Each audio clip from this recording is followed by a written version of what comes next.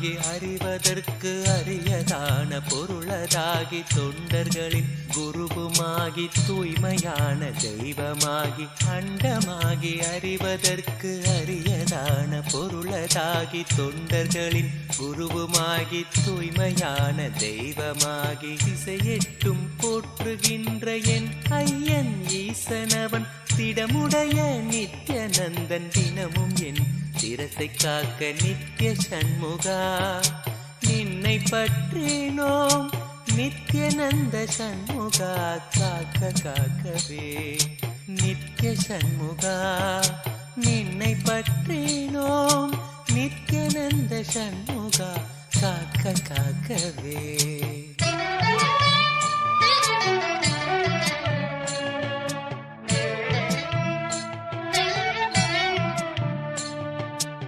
ஆதிசிவன் மைந்தனவன் ஆனந்தமாய் நெற்றி காக்க ஆறுமுக வேலவனோ இருநுதலை இசைந்து காக்க ஆதிசிவன் மைந்தனவன் ஆனந்தமாய் நெற்றி காக்க ஆறுமுக வேலவனோ இருநுதலை இசைந்து காக்க ஜோதியான தனிகை ஈசன் நித்யநந்தன் விழியை காக்க நாதனாம் நித்யநந்தன் நயமுடன் நாசி காக்க நித்ய சண்முகா நின்னை பற்றினோம் நித்யநந்த சண்முகா காக்க காக்கவே நித்ய சண்முகா நின்னை பற்றினோம் நித்யானந்த சண்முகா காக்க காக்கவே.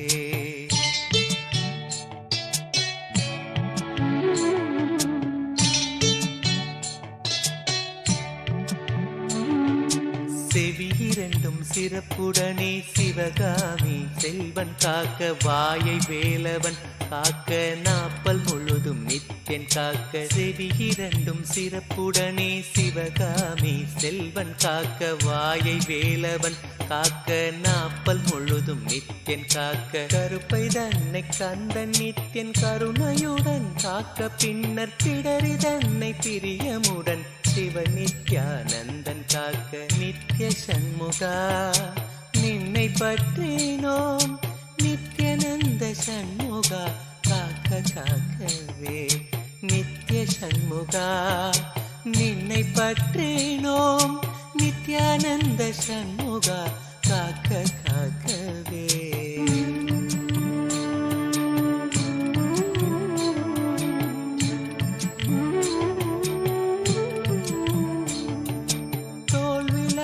திருமகனின் மருமகனோ மகிழ்ந்து காக்க மார்பினை மறுத்திடாமல் மருதமலை நாதன் காக்க முழங்கைதனை முன்னிருந்து நித்ய சண்முகன் காக்க முழங்கைதனை முன்னிருந்து நித்ய சண்முகன் காக்க 12 கையை கொண்டு பிணியெல்லாம் நித்யன் தீர்க்க நித்ய சண்முகா நின்னை பற்றினோம் நித்யநந்த சண்முகா காக்க காக்கவே நித்ய சண்முகா நின்னை பற்றினோம் நித்யநந்த சண்முகா காக்க காக்கவே நித்யநந்த சண்முகா காக்க காக்கவே.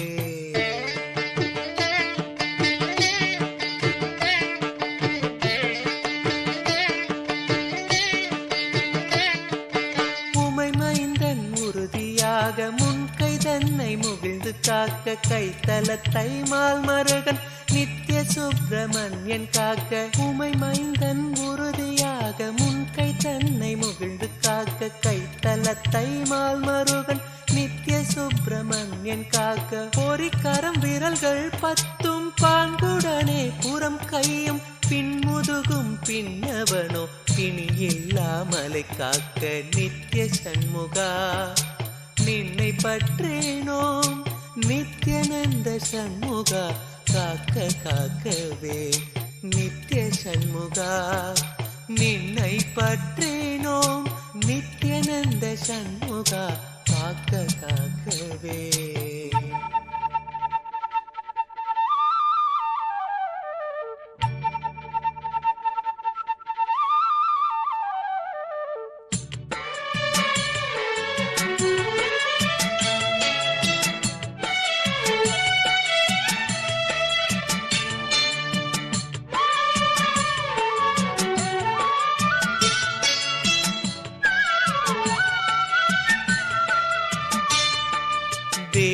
மைந்தன் தாளினையும் இருமுழங்காலும் காக்க தொடையோடு கணைக்கால் தனை கைலை செல்வன் கனிந்து காக்க தேவி மைந்தன் தாளினையும் இருமுழங்காலும் காக்க தொடையோடு கணைக்கால் தனை கைலை செல்வன் கனிந்து காக்க நேருடை பாடிரெண்டும் நித்யானந்த ஈசன் காக்க சீரிய புதிக்கால் தன்னை குரு நித்யானந்தன் காக்க நித்ய சண்முகா நின்னை பற்றினோம் நித்யானந்த சண்முகா காக்க காக்கவே நித்ய சண்முகா நின்னை பற்றினோம் நித்யானந்த சண்முகா காக்க காக்கவே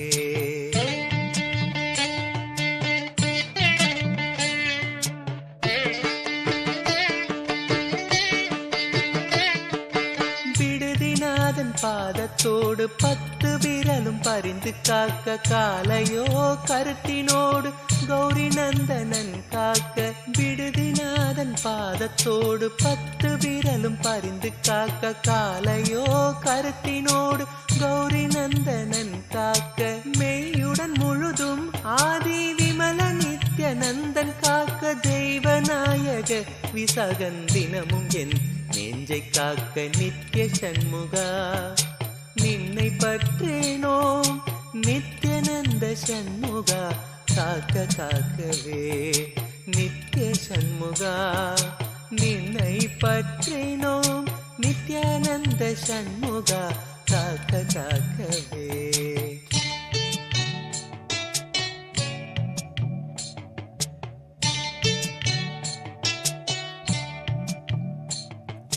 மண்ணிலும் மரத்தின் மீதும் மலையிலும் நெருப்பின் மீதும் தண்ணீரை ஜலத்தின் மீதும் சாரிசை ஊர்த்தி மீதும் மண்ணிலும் மரத்தின் மீதும் மலையிலும் நெருப்பின் மீதும் தண்ணீரை ஜலத்தின் மீதும் சாரிசை ஊர்த்தி மீதும் விண்ணிலும் பிலத்தின் உள்ளும் வேறு எந்த இடத்தும் என்னை நன்னி வந்து அருளார் நித்யானந்தன் வேல் காக்க காக்க நித்ய சண்முகா நின்னை பற்றினோம் நித்யானந்த சண்முகா காக்க காக்கவே நித்ய சண்முகா நின்னை பற்றினோம் நித்யானந்த சண்முகா காக்க காக்கவே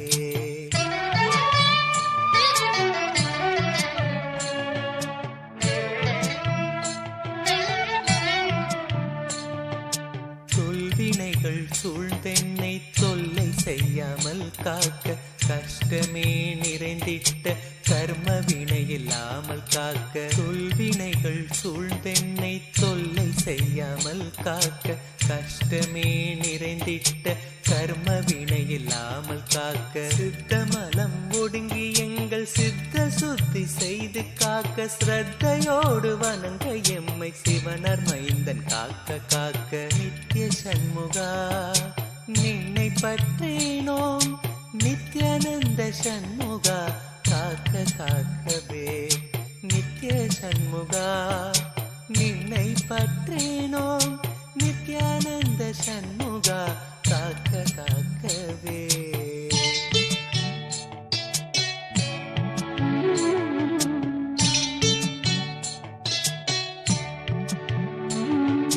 சித்தர்கள் போற்றுகின்ற ஞான சித்தி தந்து காக்க சிவானந்த தேனில் எம்மை திளைத்திடவே செய்து காக்க சித்தர்கள் போற்றுகின்ற ஞான சித்தி தந்து காக்க சிவானந்த தேனில் எம்மை திளைத்திடவே செய்து காக்க 10 திக்கு தோறும் எனை பறந்து வந்து ஐயன் காக்க பற்றுதலை பற்றறுத்து பரமனை பற்ற காக்க 10 திக்கு தோறும் எனை பறந்து வந்து ஐயன் காக்க பற்றுதலை பற்றறுத்து பரமனை பற்ற காக்க நித்ய சண்முகா நின்னை பற்றினோம் நித்யானந்த சண்முகா காக்க காக்கவே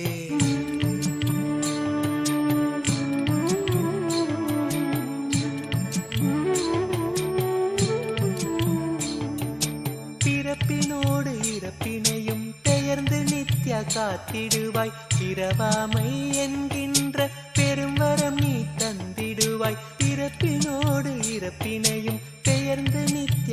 காத்திடுவாய். பிறவாமை என்கின்ற பெருவரம் நீ தந்திடுவாய். சம்ஸ்காரங்கள் கடந்து ஆன்ம ஞானம் தந்து காக்க சரணடைந்தோம் நித்யானந்த சண்முகனே. நித்தம் காக்க நித்ய சண்முகா நின்னை பற்றினோம் நித்யானந்த சண்முகா. காக்க காக்கவே நித்ய சண்முகா நின்னை பற்றினோம் நித்யானந்த சண்முகா. காக்க காக்கவே.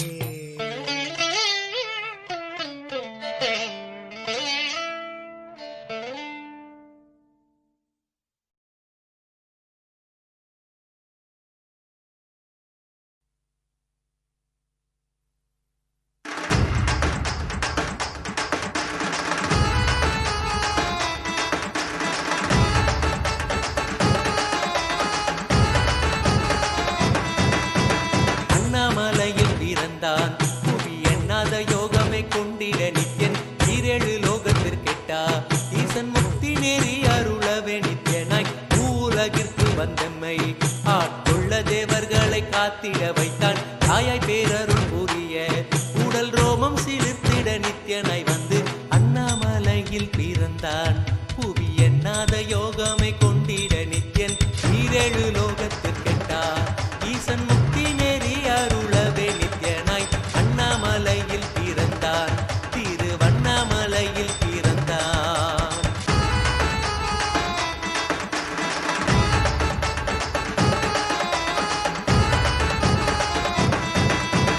சித்தை கிளப்பி விட்டேனில் பர தத்துவம் கற்பித்த பாரமஞானியாய் ஞானக்கண் கொடுத்த தமக்கே ரூபம் காட்டிய மாய வித்தை செய்யும் நித்யன். சித்தை கிளப்பி விட்டேனில் பர தத்துவம் கற்பித்த பாரமஞானியாய் ஞானக்கண் கொடுத்த தமக்கே ரூபம் காட்டிய மாய வித்தை செய்யும் நித்யன் அண்ணாமலையில் பிறந்தான். புவி எண்ணாத யோகமே கொண்டிட நித்யன் ஈரேழு லோகத்திற்கெட்டா ஈசன் முக்தி நேரி அருளவே நித்யனாய் அண்ணாமலையில் பிறந்தான். நித்யன் அண்ணாமலையில் பிறந்தான்.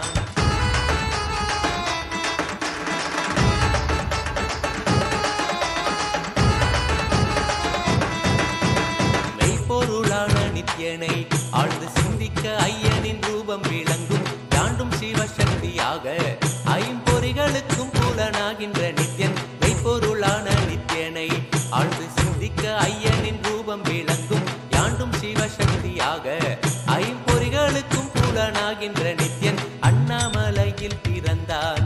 புவி எண்ணாத யோகமே கொண்டிட நித்யன் ஈரேழு லோகத்திற்கெட்டா ஈசன் முக்தி நேரி அருளவே நித்யனாய் அண்ணாமலையில் பிறந்தான்.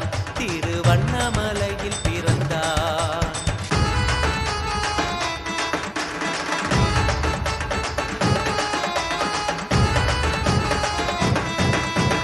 உள்ளும் பூரமும் இருந்து உயிர் பக்குவமாக்கிடும் பரமனாம் நித்யன். ஞானப்பாடி தரங்கள் ஏழும் கொண்ட ஞானமும் ஆகியே ஆண்டிடும் நித்யன். உள்ளும் பூரமும் இருந்து உயிர் பக்குவமாக்கிடும் பரமனாம் நித்யன். ஞானப்பாடி தரங்கள் ஏழும் கொண்ட ஞானமும் ஆகியே ஆண்டிடும் நித்யன் அண்ணாமலையில் பிறந்தான். புவி எண்ணாத யோகமே கொண்டிட நித்யன் ஈரேழு லோகத்திற்கெட்டா ஈசன் முக்தி நேரி அருளவே நித்யனாய் அண்ணாமலையில் பிறந்தான். நித்யன் அண்ணாமலையில் பிறந்தான்.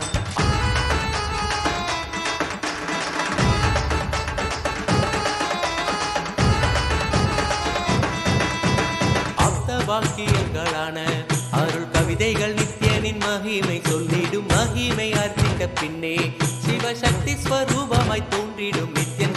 ஆப்த வாக்கியங்களான அருள் கவிதைகள் நித்யனின் மகிமை சொல்லிடும். மகிமை அர்த்திக்க பின்னே சிவசக்தி ஸ்வரூபமாய் தோன்றிடும் நித்யன் அண்ணாமலையில் பிறந்தான். புவி எண்ணாத யோகமே கொண்டிட நித்யன் ஈரேழு லோகத்திற்கெட்டா ஈசன் முக்தி நேரி அருளவே நித்யனாய் அண்ணாமலையில் பிறந்தான். திருவண்ணாமலையில் பிறந்தான்.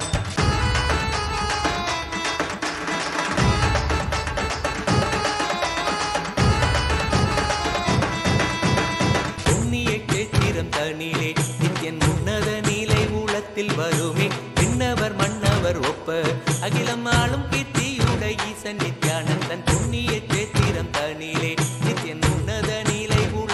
வருமே. விண்ணவர் மன்னவர் ஒப்ப அகிலம் ஆளும் கீர்த்தியுட ஈசன் நித்யானந்தன் அண்ணாமலையில் பிறந்தான். புவியநாத யோகமே நித்யன் ஈரேழு லோகத்திற்கெட்டார். ஈசன் முக்தி நெறி அருளவே நித்யனாய் அண்ணாமலையில் பிறந்தான். நித்யன் அண்ணாமலையில் பிறந்தான்.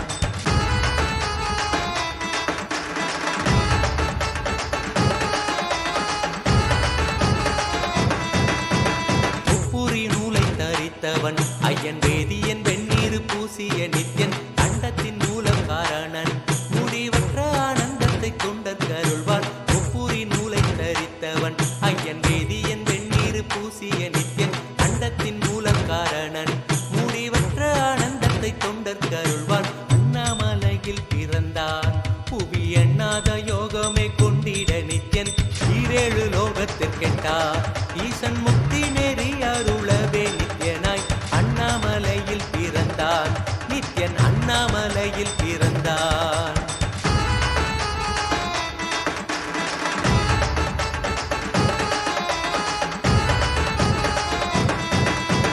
பேரறிவு பொருள் நித்யன் உலகாளும் ஊரை மன்னவர் கழித்தவன்.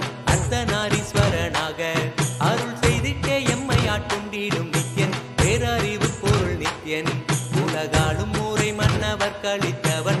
அர்த்தநாரீஸ்வரனாக அருள் செய்திட்டே எம்மை ஆட்கொண்டிடும் நித்யன் அண்ணாமலையில் பிறந்தான். புவி எண்ணாத யோகமே கொண்டிட நித்யன் ஈரேழு லோகத்திற்கெட்டார். ஈசன் முக்தி நெறி அருளவே நித்யனாய் அண்ணாமலையில் பிறந்தான். நித்யன் அண்ணாமலையில் பிறந்தான்.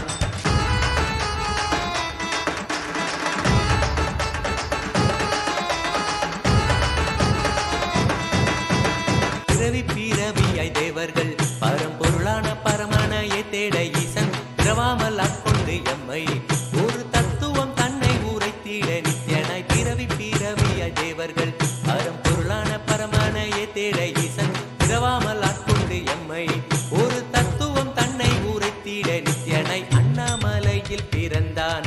புவி எண்ணாத யோகமே கொண்டிட நித்யன் ஈரேழு லோகத்திற்கெட்டார். ஈசன் முக்தி நெறி அருளவே நித்யனாய் அண்ணாமலையில் பிறந்தான். திருவண்ணாமலையில் பிறந்தான்.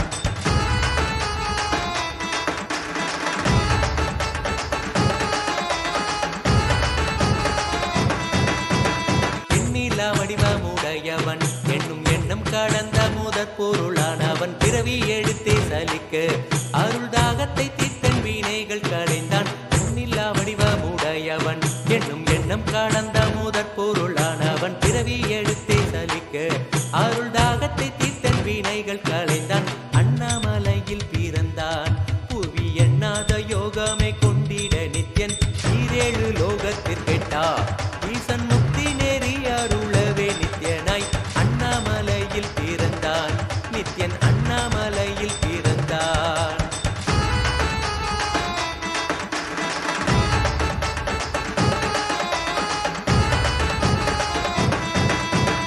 ஆனந்தமாய் என்னுள் நித்யன் முக்தி மார்க்கத்தை காட்டி வீட்டிருந்தருள்வான். மாலையன் காணாத சோதியன் தெளித்தேனாய் நித்திட ஞானம் அருள்வான்.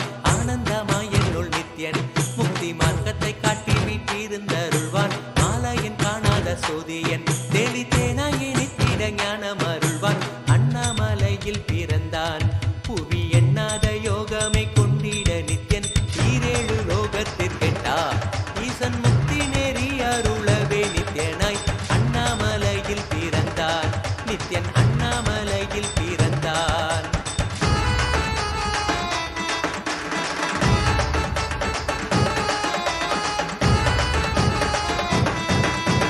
வெற்றி குதிரை ஏதியே அடியார்கள் கூரைகளை ஏற்கின்ற நித்யன் சூழும் உறவினரோடு வந்த பாசந்தனை யாரு தேயம்மை காப்பான். வெற்றி குதிரை ஏறியே அடியார்கள் கூரைகளை ஏற்கின்ற நித்யன் சூழும் உறவினரோடு வந்த பாசம் தானை யாரு தேயம்மை காப்பான். அண்ணாமலையில் பிறந்தான்.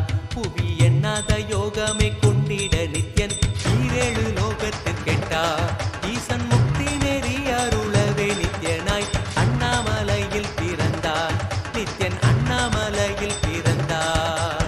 நித்யனை பற்றுவதொன்றே உபாயம் என்பதானால் பற்றி பீடித்தோம். நித்யன் பாதம் ஒன்றே சதம், அவன் நாமம் சொல்லியே நித்யானந்தம் கொள்ளுவோம். நித்யனை பற்றுவதொன்றே உபாயம் என்பதானால் பற்றி பீடித்தோம். நித்யம் பாதம் ஒன்றே சதம், அவன் நாமம் சொல்லியே நித்யானந்தம் கொள்ளுவோம். அண்ணாமலையில் பிறந்தான்.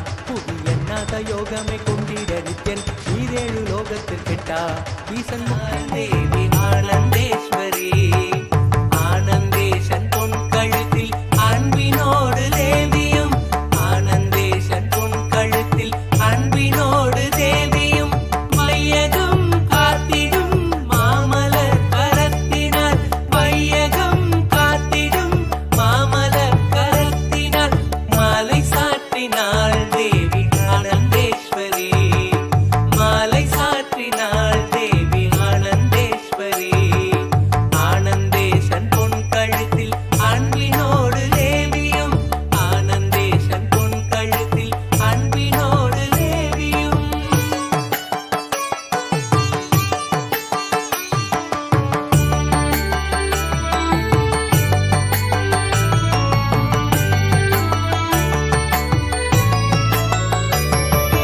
மாலை மாற்றினார் ஆனந்தேஸ்வரர், மாலை மாற்றினார் ஆனந்தேஸ்வரர். பாகமாய் அமர்ந்தவள் தன் பொன்மலர் கழுத்தினில், பாகமாய் அமர்ந்தவள் தன் பொன்மலர் கழுத்தினில், அண்டமும் தாங்கிடும் ஆனந்தன் கரத்தினால், அண்டமும் தாங்கிடும் ஆனந்தன் கரத்தினால், உமாலை வாங்கினாள் தேவி ஆனந்தேஸ்வரி, உமாலை வாங்கினாள் தேவி ஆனந்தேஸ்வரி. பாகமாய் அமர்ந்தவள் தன் பொன்மலர் கழுத்தினில், பாகமாய் அமர்ந்தவள் தன் பொன்மலர் கழுத்தினில்.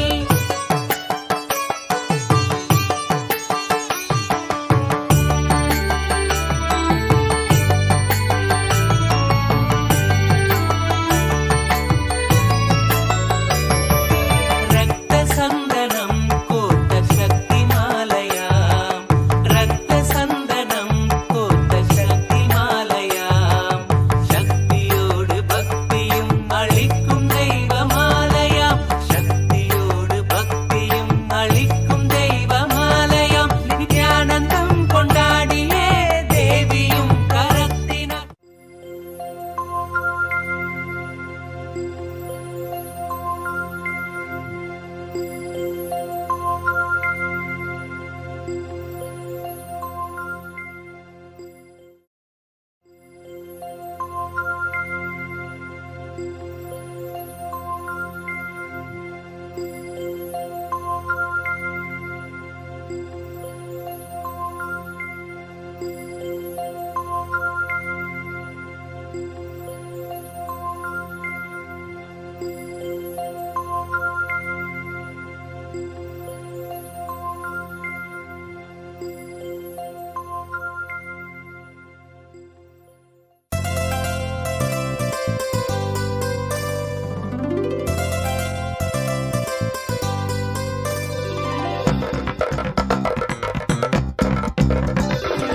नित्यं मन्त्रं नित्यं यन्त्रं नित्यं तन्त्रं नित्यं सर्वं नित्यं मन्त्रं नित्यं यन्त्रं नित्यं तन्त्रं नित्यं सर्वं तपोयज्ञदानादिभिः शुद्धबुद्धिर्विरक्तो नृपादे पदे तुच्छबुद्ध्या परित्यज्य सर्वं यदाप्नोति तत्त्वं परं ब्रह्म नित्यं तदेवाहमस्मि तपोयज्ञदानादिभिः शुद्धबुद्धिर्विरक्तो नृपादे पदे तुच्छबुद्ध्या परित्यज्य सर्वं यदाप्नोति तत्त्वं परं ब्रह्म नित्यं तदेवाहमस्मि नित्यं मन्त्रं नित्यं यन्त्रं नित्यं तन्त्रं नित्यं सर्वं नित्यं मन्त्रं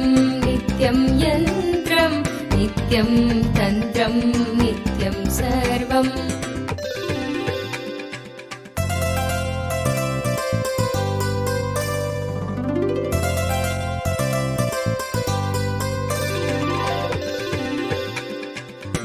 दयालुं गुरुं ब्रह्मनिष्ठं प्रशान्तं समाराध्यमत्य विचार्य स्वरूपं यदाप्नोति तत्त्वं निदिध्यास्य विद्वान् परं ब्रह्म नित्यं तदेवाहमस्मि।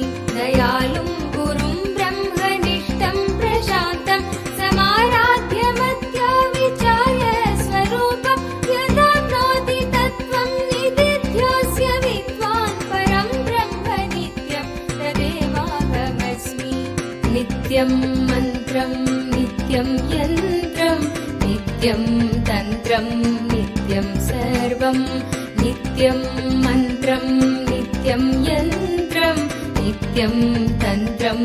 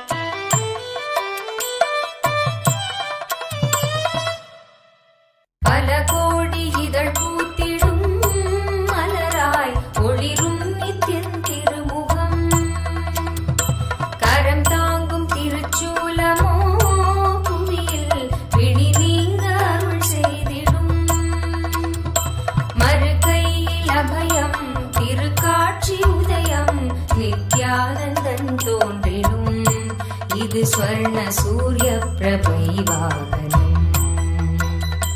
மறுகையில் அபயம் திருக்காட்சி உதயம் நித்யானந்தன் தோன்றிடும். இது ஸ்வர்ண சூரிய பிரபை வாகனம்.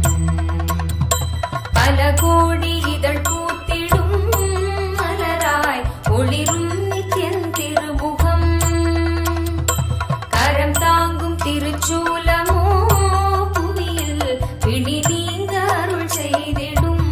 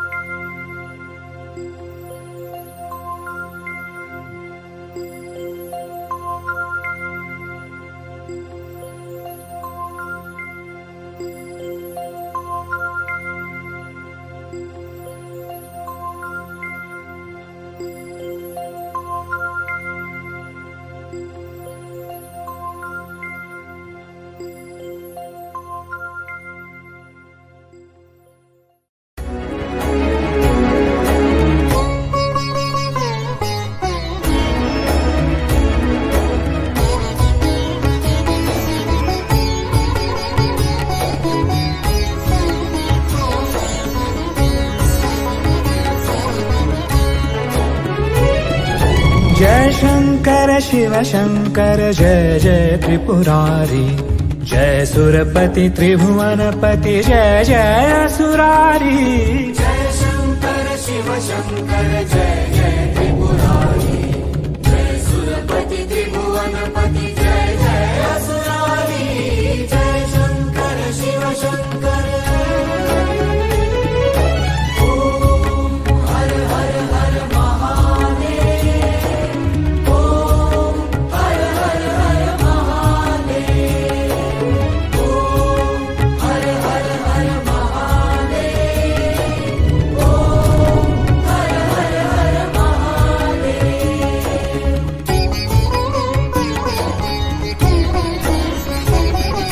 सत्य सनातन सुंदर शिव सबके स्वामी, शिव सबके स्वामी, अविकारी अविनाशी अज अंतर्यामी, अज अंतर्यामी, आदि अंत अनामय सकल कलाधारी, अमल रूप गोचर। त्रिपुरारी, जय सुरपति त्रिभुवनपति जय जय असुरारी। जय शंकर शिव शंकर। ओम हर हर हर महादेव, ओम हर हर हर महादेव, ओम हर हर हर महादेव, ओम हर हर हर महादेव। नमः शिवाय, नमः शिवाय, ओम नमः शिवाय, ओम नमः शिवाय। आसनादिवाचमन्यान्तरं सर्वोपचारान् समर्पयामि। आसनं समर्पयामि। स्वागतं सुस्वागतं ते। वाद्यं समर्पयामि, आचमनीयं समर्पयामि, पुनराचमनीयं समर्पयामि।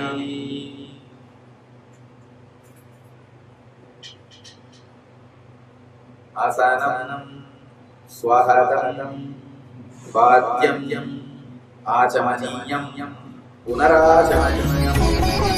छाल कपाल गरल गल मुंड माल व्याली, चिताभस्म तन शोभित नयन धरे लाली, प्रेत पिशाच सुसेवित पीत जटाधारी, विवसन विकट रूप धर रुद्र प्रलयकारी। जय शंकर शिव शंकर जय जय त्रिपुरारी, जय सुरपति त्रिभुवनपति जय जय असुरारी। जय शंकर शिव शंकर।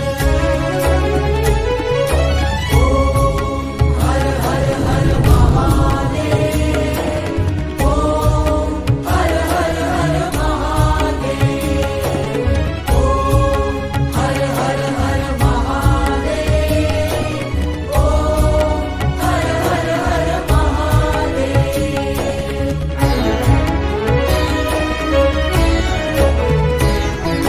शुभ्र सौम्य सुर सरिधर शशिधर सुखकारी, शशिधर सुखकारी, अति कमनीय शांतिकर शिव मुनि मनहारी, शिव मुनि मनहारी, निर्गुण सगुण निरंजन नवतम नित्य प्रभो, काल रूप केवल हर कालातीत विभो।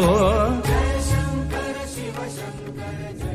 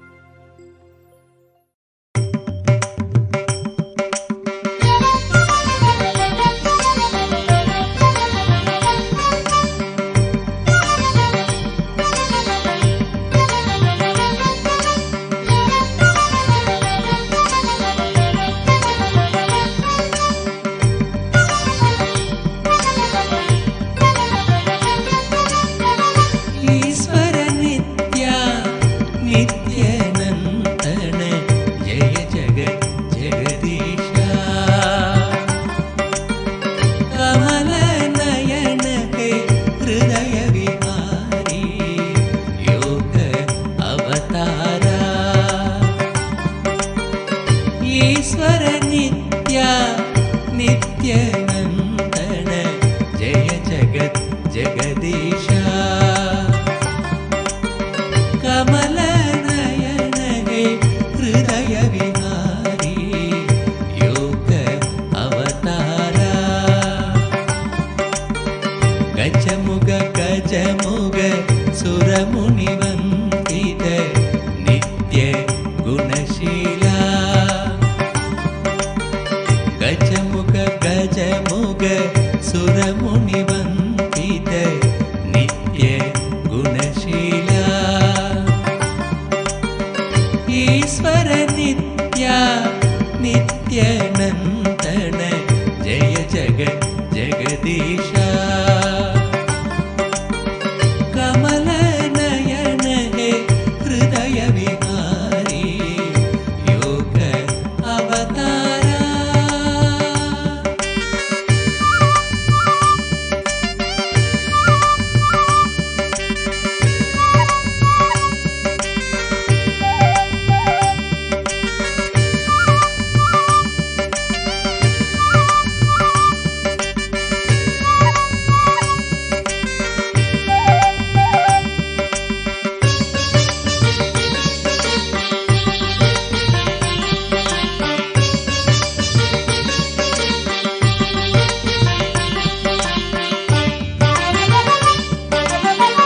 माता नित्येश्वरी प्रेममायि त्रिभुवन मोहिनी पापविनाशिनी वेदकलावती कल्याणदायिनी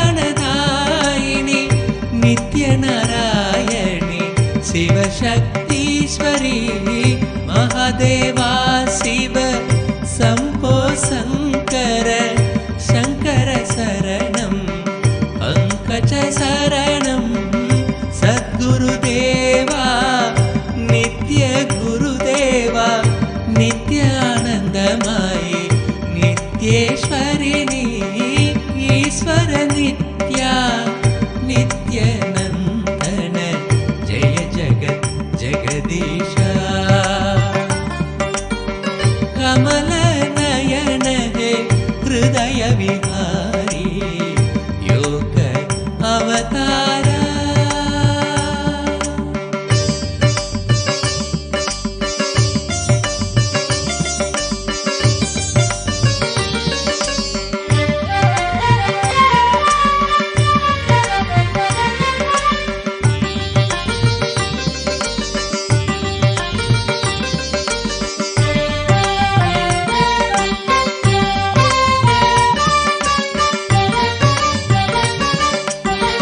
जय गुरुनाथ शिव गुरुनाथ ओम जय गुरुनाथ शिव गुरुनाथ दीनदयाळ सच्चिदानन्द शरणं शरणं नित्य गुरु शरणं नित्य निरञ्जन ज्योति स्वरूपा ओम नमः शिवाय नित्याय नमः ओम सदाशिवरञ्जनी नित्य निरञ्जनी मंगल गुरुमाता नित्येश्वरिणी ईश्वर नित्या नित्यनन्दन जय जगत् जगदीशा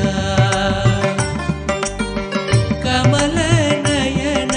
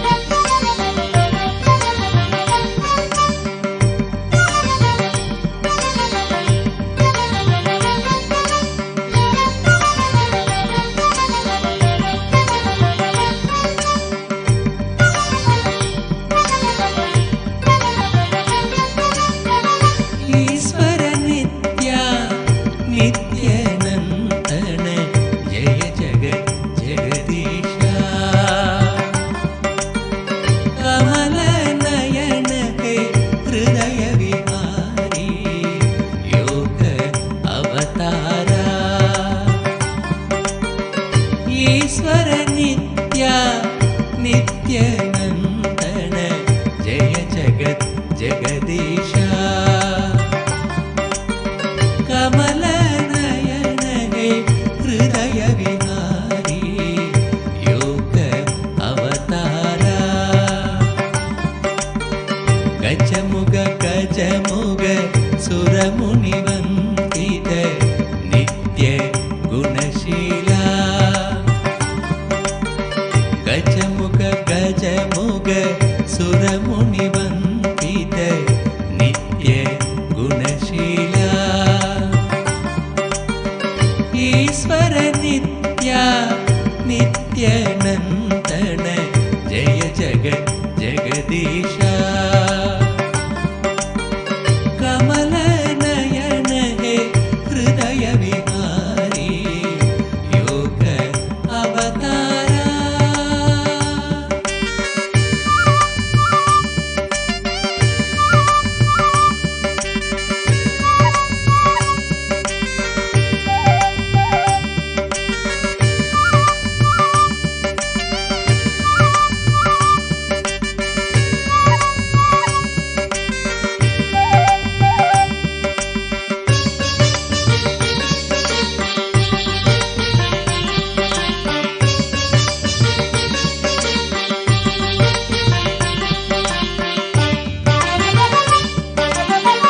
माता नित्येश्वरी प्रेममायि त्रिभुवनमोहिनी पापविनाशिनी वेदकलावती कल्याणदायिनी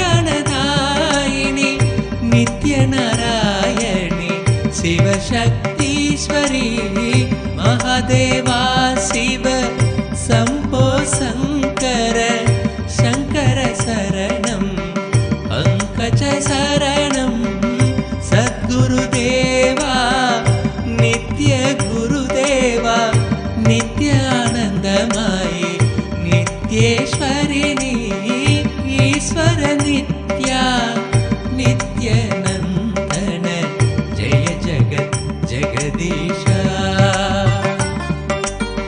कमलनयन हे हृदय विहारी योग अवतारा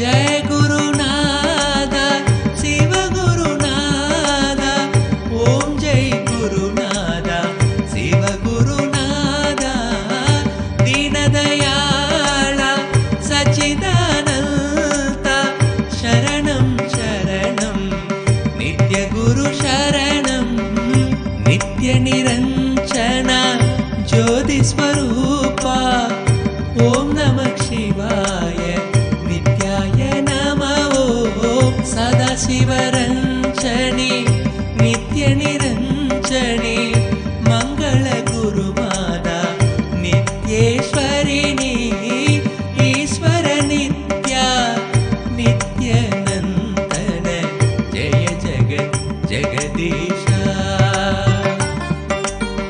कमलनयन हे हृदय विहारी नित्य अवतारा नित्य अवतारा नित्य अवतारा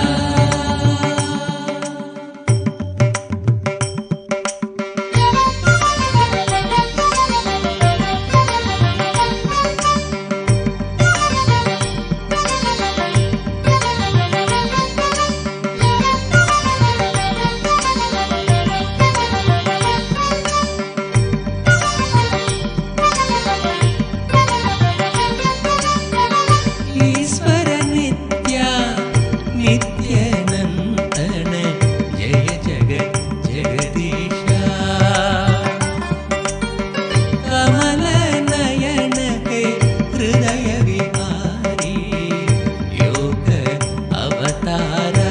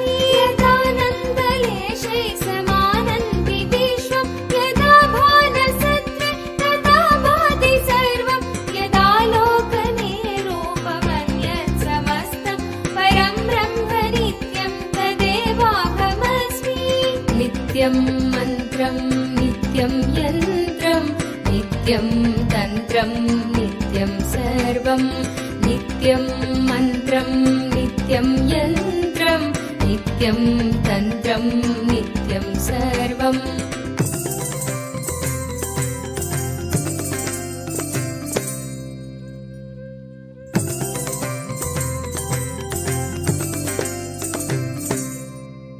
अनन्तं विभुं निर्विकल्पं निरेहं शिवं सङ्गहीनं यदोङ्कारगम्यं निराकारमत्युज्ज्वलं मृत्युहीनं परं ब्रह्म नित्यं तदेवाहमस्मि अनन्तं विभुं निर्विकल्पं निरेहं शिवं सङ्गहीनं यदोङ्कारगम्यं निराकारमत्युज्ज्वलं मृत्युहीनं परं ब्रह्म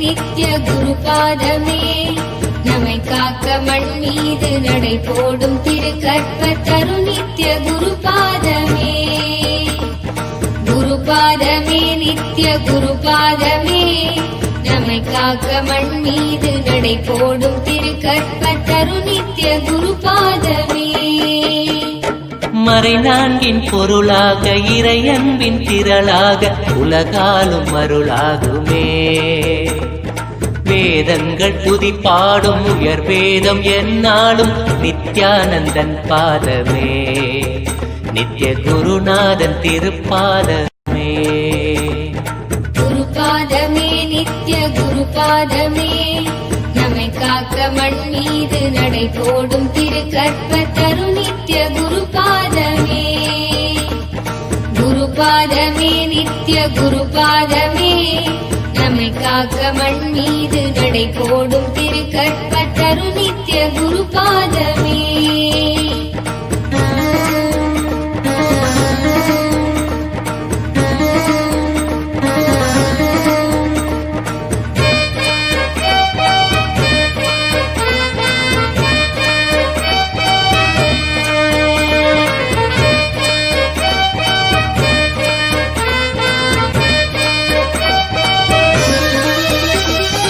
ஆனந்த வாழ்வதன் விரிவாக ஞானத்தின் வடிவாக மண்மீதிலே வலம் வரும் திருக்கோயில் ரிஷிராஜன் தவசீலன் நித்யானந்தன் பாதமே நித்ய குருநாதன் திருப்பாதமே குருபாதமே நித்ய குருபாதமே நம்மை காக்க மண் மீது நடை போடும் திருக்கற்பத்தரு நித்ய குருபாதமே குருபாதமே நித்ய குருபாதமே நம்மை காக்க மண் மீது நடை போடும் திருக்கற்பத்தரு நித்ய குருபாதமே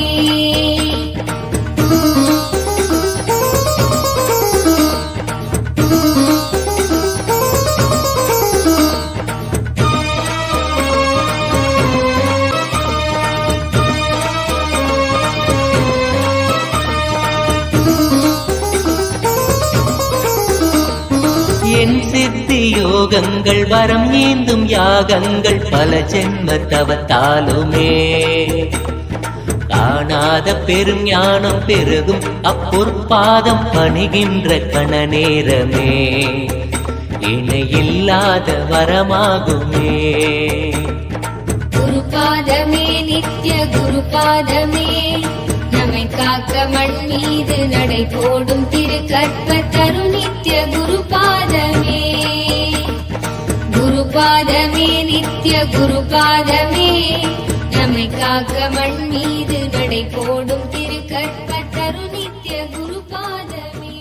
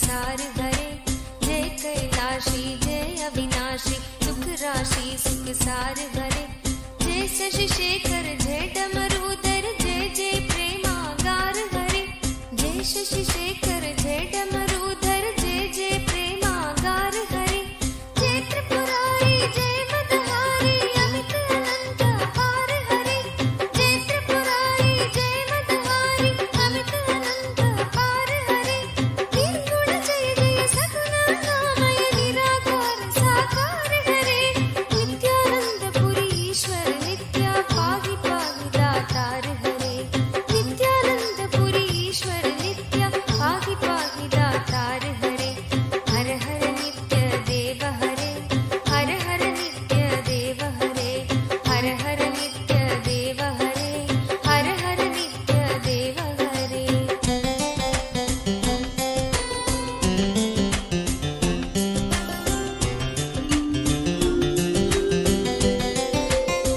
नित्य रामेश्वर नित्य नागेश्वर वैद्यनाथ केदार हरे नित्य रामेश्वर नित्य नागेश्वर वैद्यनाथ केदार हरे मल्लिकार्जुन सोमनाथ नित्य महाकाल ओंकार हरे मल्लिकार्जुन सोमनाथ नित्य महाकाल ओंकार हरे त्रयंबकेश्वर नित्य गुष्मेश्वर भीमेश्वर जगतार हरे त्रयंबकेश्वर नित्य घुष्मेश्वर भीमेश्वर जगतार हरे काशीपति श्री विश्वनाथ जय मंगलमय अघहार हरे काशीपति श्री विश्वनाथ जय मंगलमय अघहार हरे नीलकंठ जय भूतनाथ नित्य मृत्युंजय अविकार हरे नित्यानंद पुरी ईश्वर नित्य पाहि पाहि दातार हरे नित्यानंद पुरी ईश्वर नित्य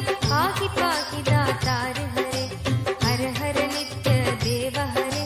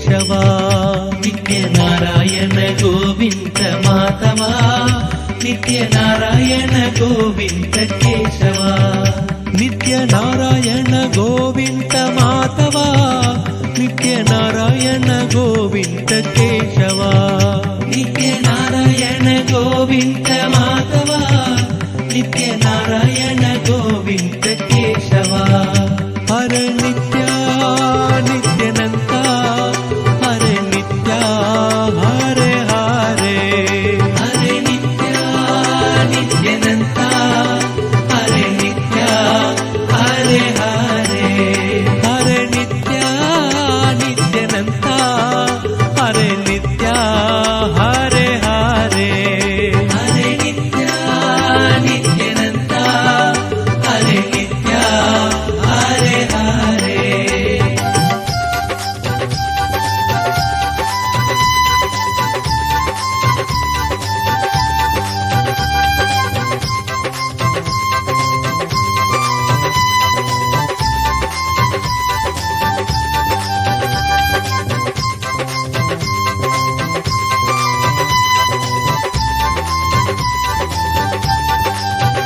నిత్య నారాయణ గోవింద మాధవా నిత్య నారాయణ గోవింద కేశవా నిత్య నారాయణ గోవింద మాధవా నిత్య నారాయణ గోవింద కేశవా నిత్య నారాయణ గోవింద మాధవా నిత్య నారాయణ గోవింద కేశవా నిత్య నారాయణ గోవింద మాధవా నిత్య నారాయణ గోవింద కేశవా హరే నిత్య నిత్యనంత హరే నిత్య హరే హరే హరే నిత్య నిత్యనంత హరే నిత్య హరే హరే హరే నిత్య నిత్యనంత హరే నిత్య హరే హరే హరే నిత్య నిత్యనంత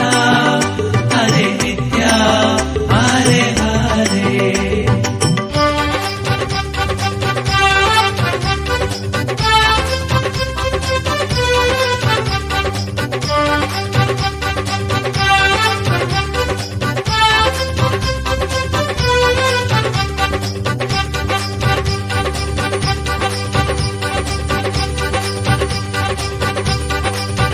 నిత్య నారాయణ గోవింద మాధవా నిత్య నారాయణ గోవింద కేశవా నిత్య నారాయణ గోవింద మాధవా నిత్య నారాయణ గోవింద కేశవా నిత్య నారాయణ గోవింద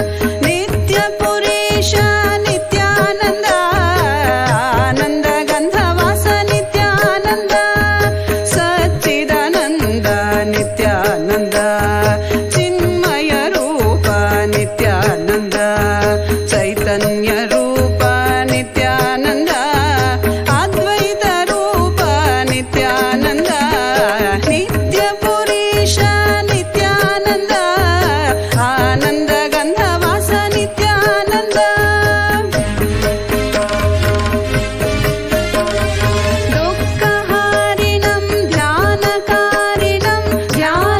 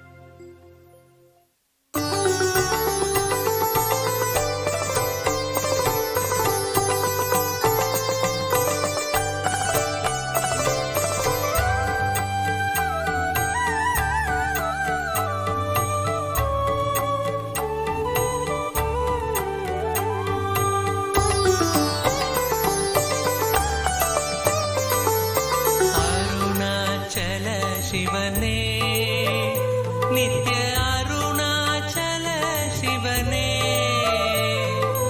अभयं तन्दम्मयाट्कोण्डिडवे अभयं तन्दम्मयाट्कोण्डिडवे करुणयाल उदितवने नित्य अरुणाचल शिवने अरुणाचल शिवने नित्य अरुणाचल शिवने अभयं तन्दम्मयाट्कोण्डिडवे अभयं तन्दम्मयाट्कोण्डिडवे करुणयाल उदितवने नित्य अरुणाचल शिवने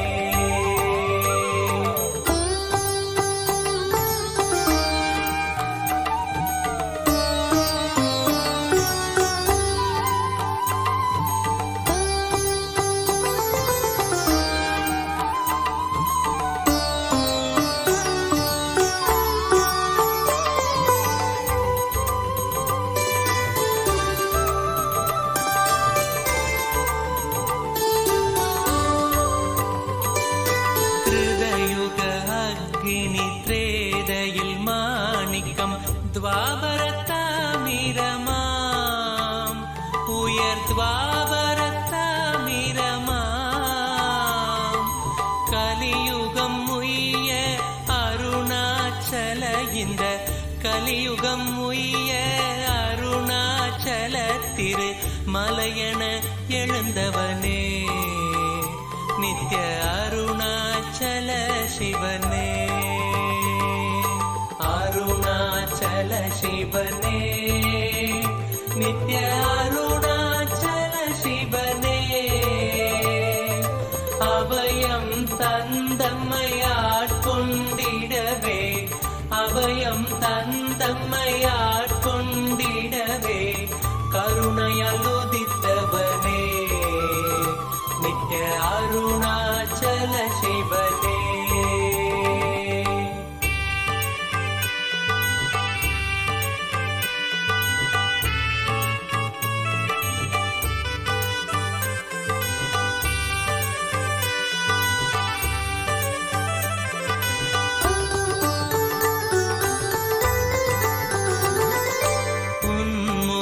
சென்றதில் அன்பு மலர்ந்திட ஆனந்தம் தருபவனே நித்ய ஆனந்தம் தருபவனே கல்மணம் தாண்டியும் இன்முகம் நினைந்திட கல்மணம் தாண்டியும் இன்முகம் நினைந்திட முக்தி அளிப்பவனே नित्य अरुणाचल शिवने अरुणाचल शिवने नित्य अरुणाचल शिवने अभयं तन्दम्मयाट्कोण्डिडवे अभयं तन्दम्मयाट्कोण्डिडवे करुणयाल उदितवने नित्य अरुणाचल शिवने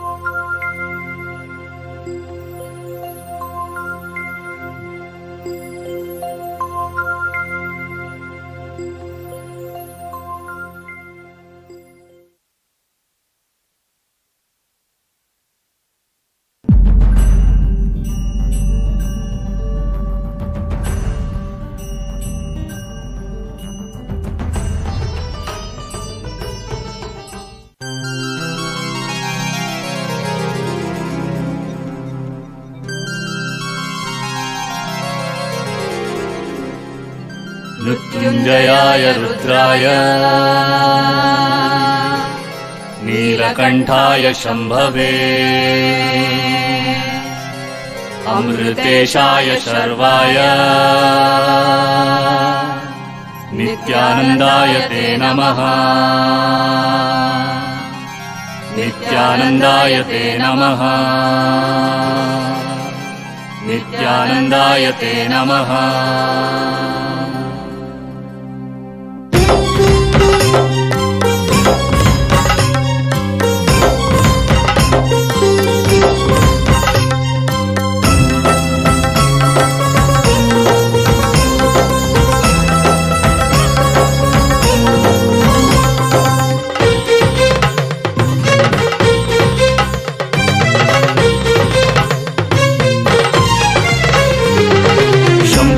शिव शंभो हर शंभो वर शंभो शंभो शिव शंभो हर शंभो वर शंभो शंभो शिव शंभो हर शंभो वर शंभो शंभो शिव शंभो हर शंभो वर शंभो नित्यानंदेश्वर बिडदिपुरीश्वर नित्यानंदेश्वर बिडदिपुरीश्वर सामगान प्रिय शंकर प्रेम हृदय शशिशेखर सामगान प्रिय शंकर प्रेम हृदय शशिशेखर नर्तन प्रिय परमेश्वर ईश्वर नित्येश्वर हर हर हर हर नर्तन प्रिय परमेश्वर ईश्वर नित्येश्वर हर हर हर हर शंकर शिव शंकर शंकर अभयंकर शंकर शिव शंकर शंकर अभयंकर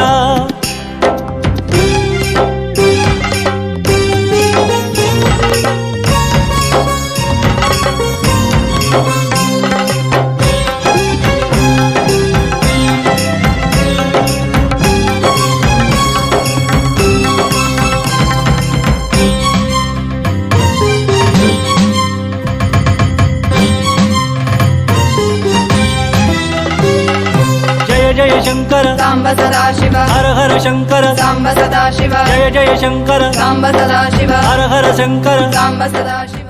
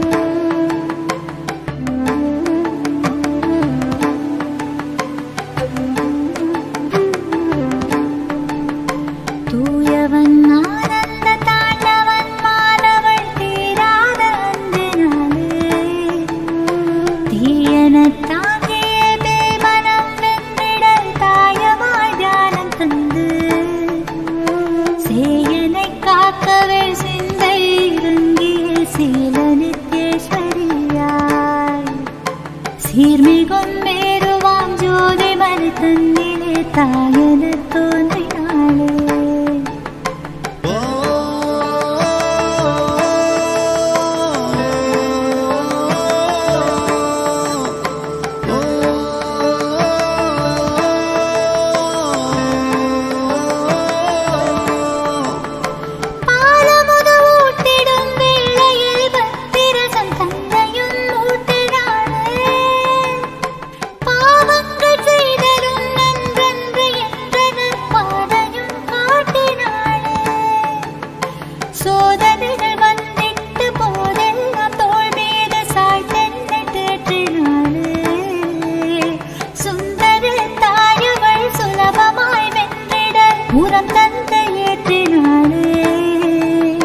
சேயனை காக்கவே சிந்தை இறங்கிய சீல நித்தேஸ்வரியாய் சீர்மிகும் மேருவாம் ஜோதி மறு தன்னிலே தாயென தோன்றினாளே.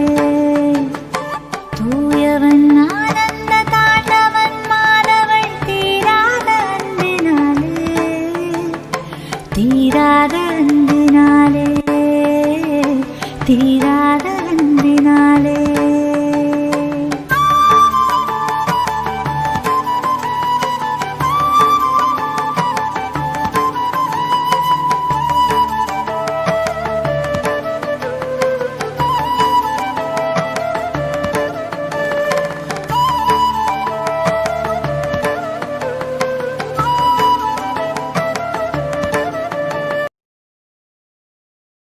Toast.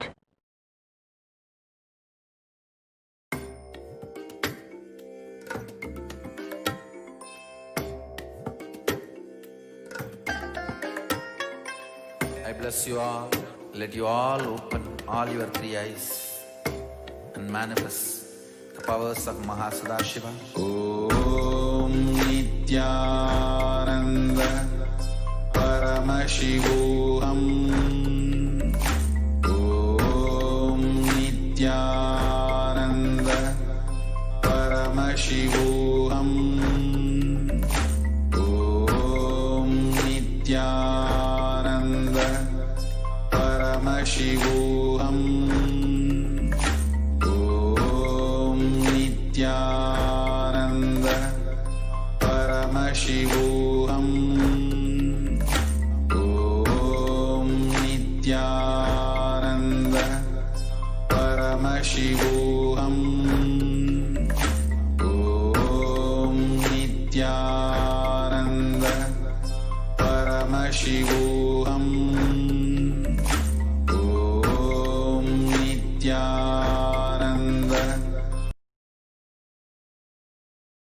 आनन्दं परमसुखदं केवलं ज्ञानमूर्तिं द्वन्द्वातीतं गगनसदृशं तत्त्वमस्याद्यलक्ष्यम् एकं नित्यं विमलमचलं सर्वधी साक्षिभूतं भावातीतं त्रिगुणरहितं सद्गुरुं तं Namami.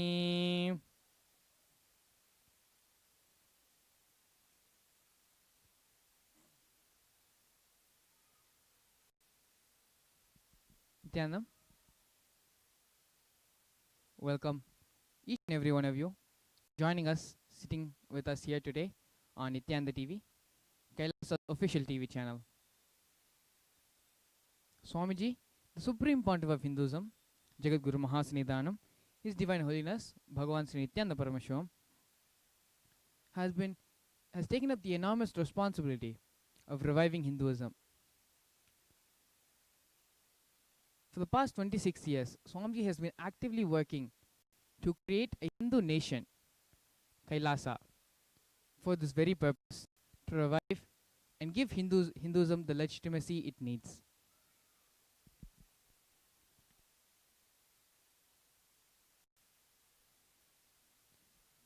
As part of the revival of the Sanatana Hindu Dharma, Swamiji has been bringing back, not only reviving, but practicing all these customs, these traditions, ancient practices which happened in the ancient days.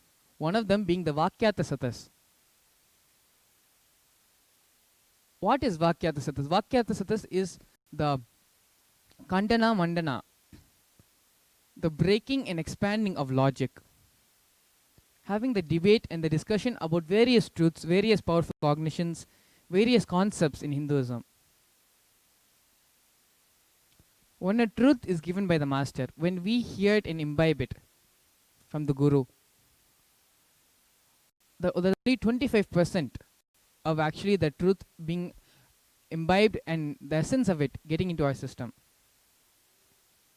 Swamiji beautifully says during the Brahma Sutra Satsang, he gives a very beautiful analogy. He tells that the first 25% of the truth happening in you, becoming a manifestation in you, happens when we hear the truth from the master, when we listen to the master as he gives these truths. The second 25% happens when we do the manana, the internalizing, sitting and contemplating about these various truths. The third 25% happens when we have the Vakyata Satas. Swamiji uses the word Kandana and Mandana, the breaking and expansion of the logic. That is the third 25% of imbibing the truth.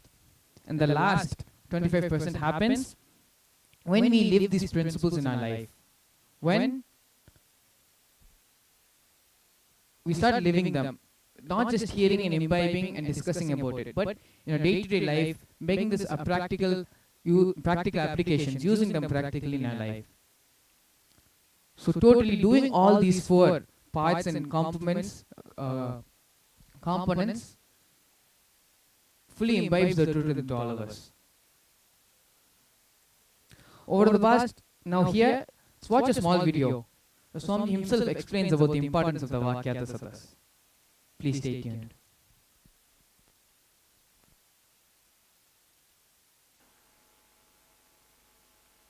Listen, listen.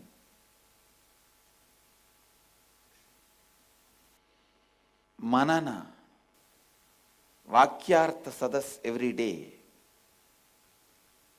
will give you a complete understanding. Not only that, please listen, every time when you keep these spiritual truths in your inner space, analyze them, think about them, contemplate on them,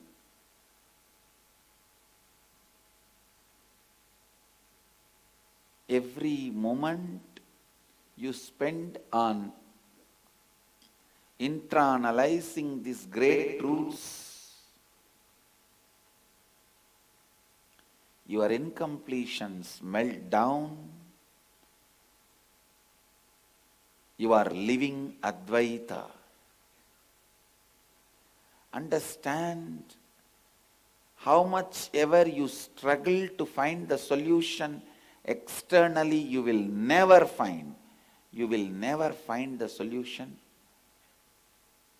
What you expect externally. If you think, I'll finish all the work, I took it on myself or Swamiji gave it to me, and then I'll rest in peace. Never. Even after you leave the body, we have work for you. Understand, if you are expecting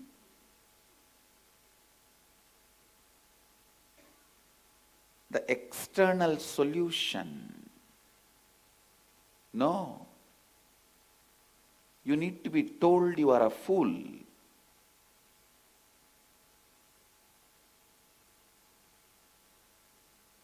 Wherever you really need to be told you are a fool, you should be told that is the real good thing for you.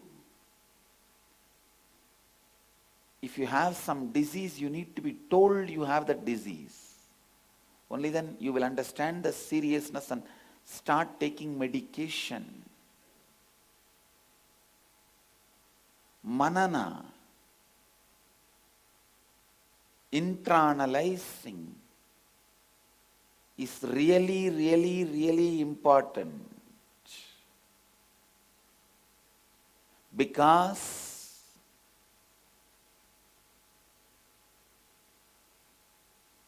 the life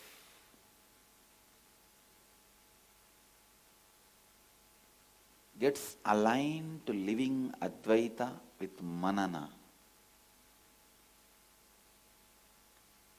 Shankara says beautifully, Shrute Shatagunam Vidyan Mananam Mananat Abhinitidhyasanam Lakshagunam Anantam Nirvigalpam. The meaning is Manana is 100 times superior to Shravana. Intra-analyzing is 100 times superior to listening. And living is 100 times superior to intra-analyzing. Nirvigalpa Samadhi, living Advaita, is infinitely superior. Please understand, you need to listen and internalize again and again and again. That is why I am insisting on Vakyartha Sadas. Even if there are 2-3 sannyasis in your ashram, Start the Vakyartha Sadas. Slowly devotees will start gathering. Everywhere, in every ashram, every center, just like puja is compulsory, Vakyartha Sadas should become compulsory. More and more learning, more and more internalizing, more and more completion. Understand, other than the spiritual solution, there is no solution.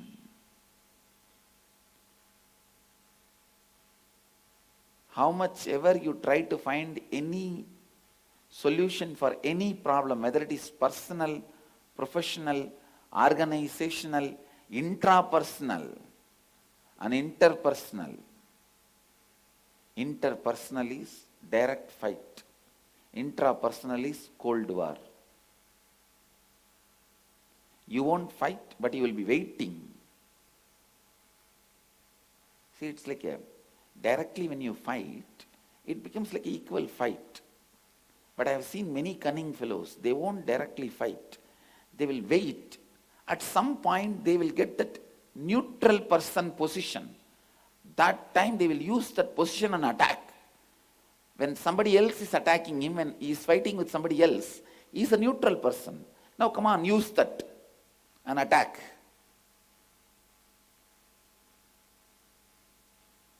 Violence. How much ever you hide, how much ever you keep inside, and how much ever cunningly you plan, finally it is going to stink inside you, not anybody else. Whether it is interpersonal problem, intrapersonal problem, organizational problem, professional problem, or personal problem, the only way anything can be solved is spiritual solution. Vakyartha Sadas is the best way for a spiritual solution. Discovering spiritual solution for any problem.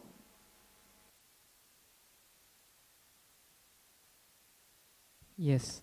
Swamiji beautifully had explained how for any problem you are facing in your life, you will never find external solution for it.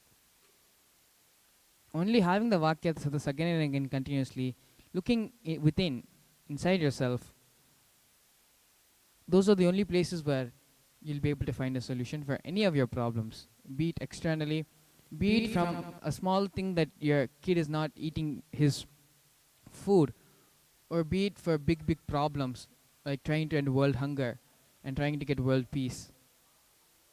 For each and every external factor, external problem that we have, or that we perceive as a problem, only when we inside ourselves, when we complete it, when we change our inner space, that is when the outer space changes. So getting into the Vakyartha Sadas for today. For the past many days, Swamiji has been very insistent on the revival of the Kailasa nation.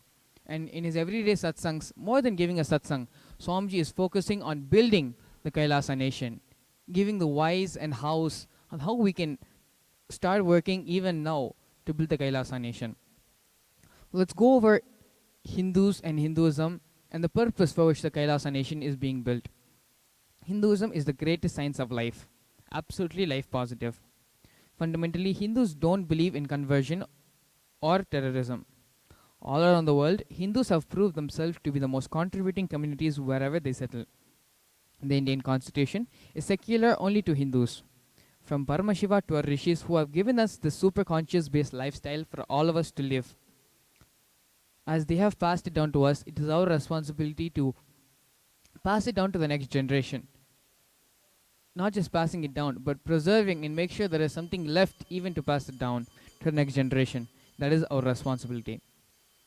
As Swamiji beautifully says, making temples is great, but it is not enough. 16 times we allowed the Somnath temple in Gujarat to get destroyed. Rebuilding it the 17th time is a greatness, no doubt. But what kind of ecosystem did we have at the time which allowed the temple to be destroyed?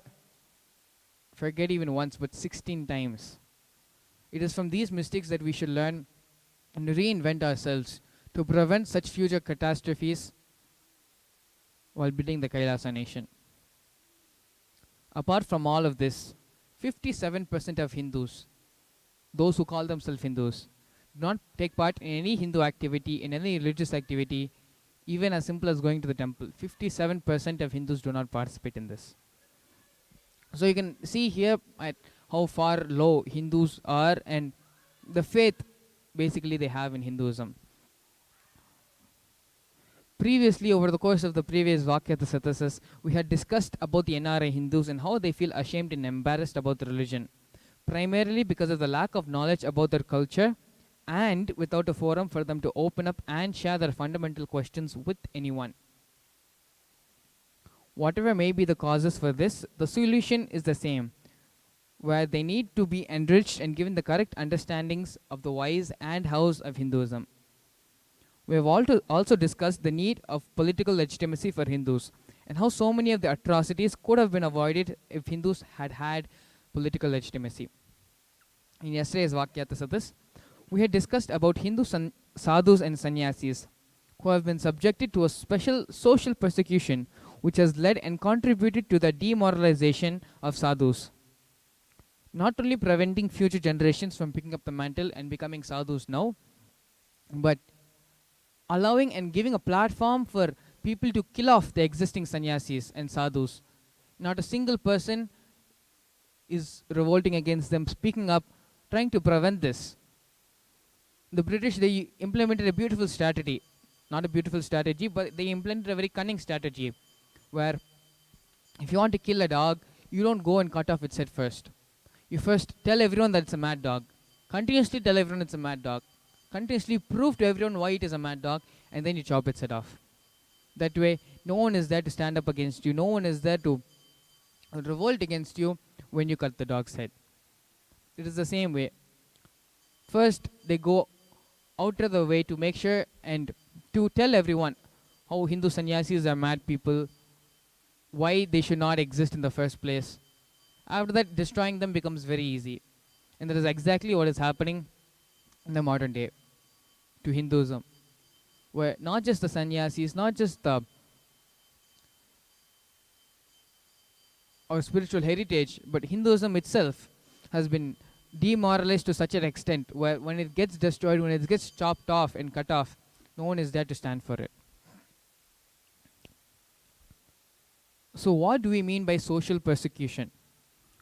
Here we have a statistics presented before us. 200 years of intense racial hatred towards Hindus. Let me just read out the article given here. The Hindus are full of disemulation and falsehood, the universal concomitants of oppression. The vices of falsehood, indeed, they carry to a height almost unexampled among the other races of men. As for religion, no people have ever drawn a more gross or disgusting pictures of the universe than what is presented in the writings of the Hindus.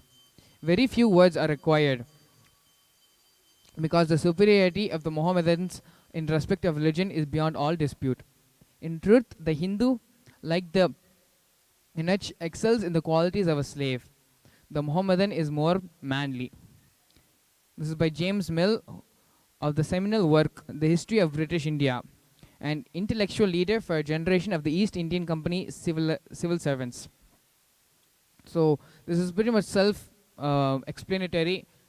There's nothing much more I need to add, but you can see how the British, they have taken our, they have come, they have studied us, they have taken our culture, our heritage, our scriptures, and they have misrepresented it throughout the entire world, comparing our religion with other religions, and have given a statement how compared to other religions we are very undeveloped and disgusting in their own words. Moving on. The British Empire used all possible means to destroy Hindu civil and cultural institutions. in order to delegitimize and demoralize the indigenous people of India so they would become slaves in their own homeland. Discriminatory laws to instill feelings of racial inferiority. Engineered famines to starve natives into submission. Annexed Hindu kingdoms to undermine native rule. Mistranslated Hindu scriptures to instill anti-Hindu narratives. Destroyed indigenous Gurukul education system, destroying the local industries and forced importation of British goods. Banned Indians from owning or producing firearms. So here the list of things which have been done by the East Indian Company, by the British. After, in the previous article, we had seen how systematically, in just one such article, they have labeled us as the mad dog. And in the next slide, we're seeing here the number of things in which they have cut off our heads, cut off our different body parts, without any uproar, without any sense of an injustice happening. Once they have labeled us as a religion which does not need to exist, which is a parasite on the planet, rather than the roots and the parts which are actually contributing towards the world. Once they have labeled us as a parasite, cutting off became very easy for them. So the topic of discussion today, the topic of the Vakyasatas today, extensively discussing on the various levels of how Hindus have faced social persecution. Over the past couple of Vakyasatas, we have discussed immensely on political legitimacy, on religious legitimacy. We have even discussed on the secularism which is there, especially in India, where it's secular only to Indians and not to the other religions sharing the country. Apart from all of this, there's another important aspect of legitimacy, which is the social legitimacy.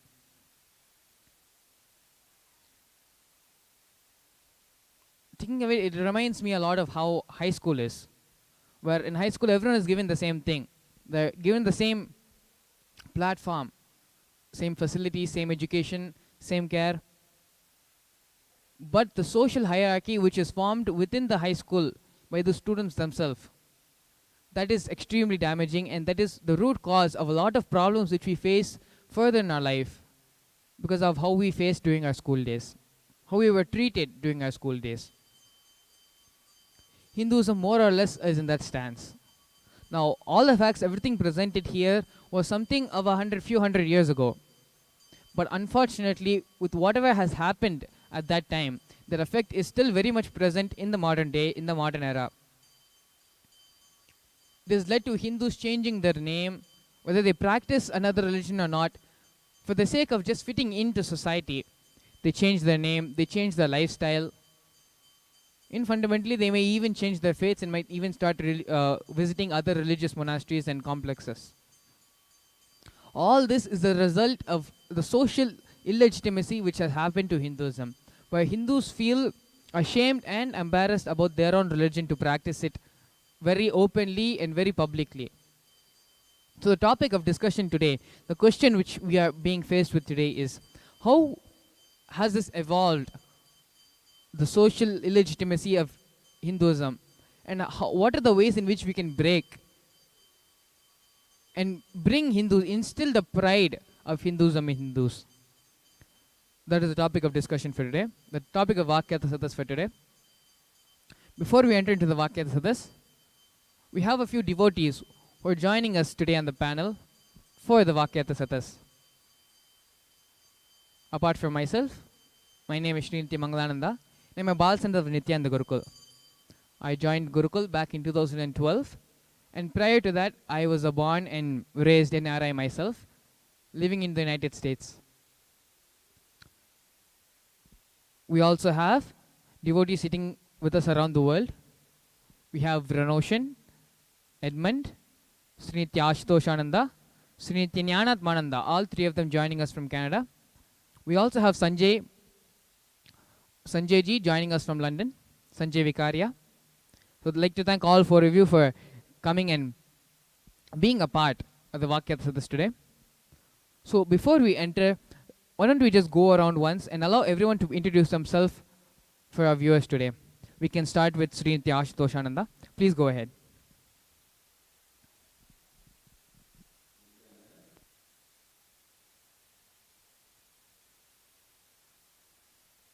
As mentioned by Mangala Maharaj, was born in Canada. I studied mechanical engineering and finance, partially. I was also, as I was younger, very involved in sports and physical activity, which led me to learn and get interested into martial arts, which then led me to living abroad for 2 years, and then facing the life crisis where feeling that something is missing, that there's a lack of fulfillment, and there doesn't seem any way which could bridge the gap other than meditation. So at that point, I was introduced to Swamiji by my mother, and one thing leading to another, I decided to go to India, and I got very inspired about the lifestyle of sannyas, of brahmacharya. So knowing that Swamiji was offering a training for those to experience the lifestyle and see if they felt connected to this lifestyle, so I joined, and in 2014 I got initiated into Krama Brahmacharya, and since then have been listening, contemplating, and living the various powerful cognitions which Swamiji has initiated me and each disciple and devotee into. And it's a very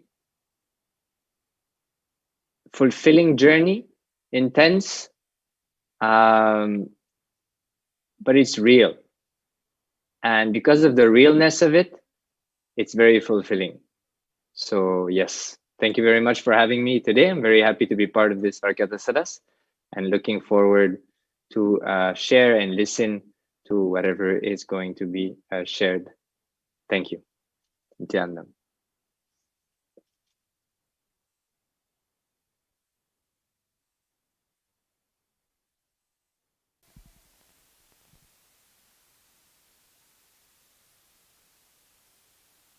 Nithyanandam, Sri Nithyananda Paramashivam. Yes, please go ahead and introduce yourself. Everyone, pleasure to be here. Thank you. Yes, my name is Sri Nithyananda Paramashivam. I'm an initiated disciple of Bhagavan Nithyananda Paramashivam. Also have been blessed with a spiritual name. And I grew up in Canada, became a computer engineering technologist and elementary school teacher. Worked in more than 30 schools with more than 100 teachers in several countries around the world, and have been involved in the education field and teaching yoga, meditation, life solutions for the past 20 years. When I was in those fields of computers and economics, I had a lot of questions about where the country was headed, where our children were headed, what the influences were on them: television, food, media, failing social structures, divorce, broken families, alcohol, food addictions, violence, and became concerned about future and what to do for children and what to do for adults. Adults leaving the home, going for work, to work for money, to provide a future for their kids. But when their kids became 30, 40 years old, they were realizing the kids were getting in the same problems. And both generations were getting depressed, realizing they didn't have solutions. And complaints about political structure and the direction of finances and financial support was not providing solutions. So this was becoming clear over several decades that the society itself didn't have solutions, parents didn't have solutions, children were under attack from a sort of invisible enemy, and we needed to find something more useful. So throughout my 8 years of post-secondary study, I realized that there was no one in those genres that had a solution also. People could teach about chemistry and mathematics and astrology, astronomy, but being able to live, what is the purpose of your life, why you're here, what are the challenges humanity faces, how to come out of it, how to teach it, how to make sure that people get it, There was no discussion about that, and when there was just an absolute dearth of absence of knowledge, education, study, even questioning about the topic of why we have life, what it is, and how to ensure fulfilling life for everyone. That topic didn't even exist. So that led to a search of religions and spirituality, and found Swamiji on YouTube in 2008. I got initiated and recognized the solution and experienced the solution through Inner Awakening in 2009. So since then, I've been applying. I've been living the path of sort of a spiritual practitioner without a financial income since 2011, living proof that you can live without money in a blissful way, and travel around the world for a decade doing it. So an unbelievable way to live without stress and worry. So that's what we're involved in proving is possible for everyone. So thank you to Swamiji. Thank you everyone, Nithyananda. Thank you so much. Next, we have Sanjeev Vikaria joining us from London. Please go ahead. Introduce yourself for all of us.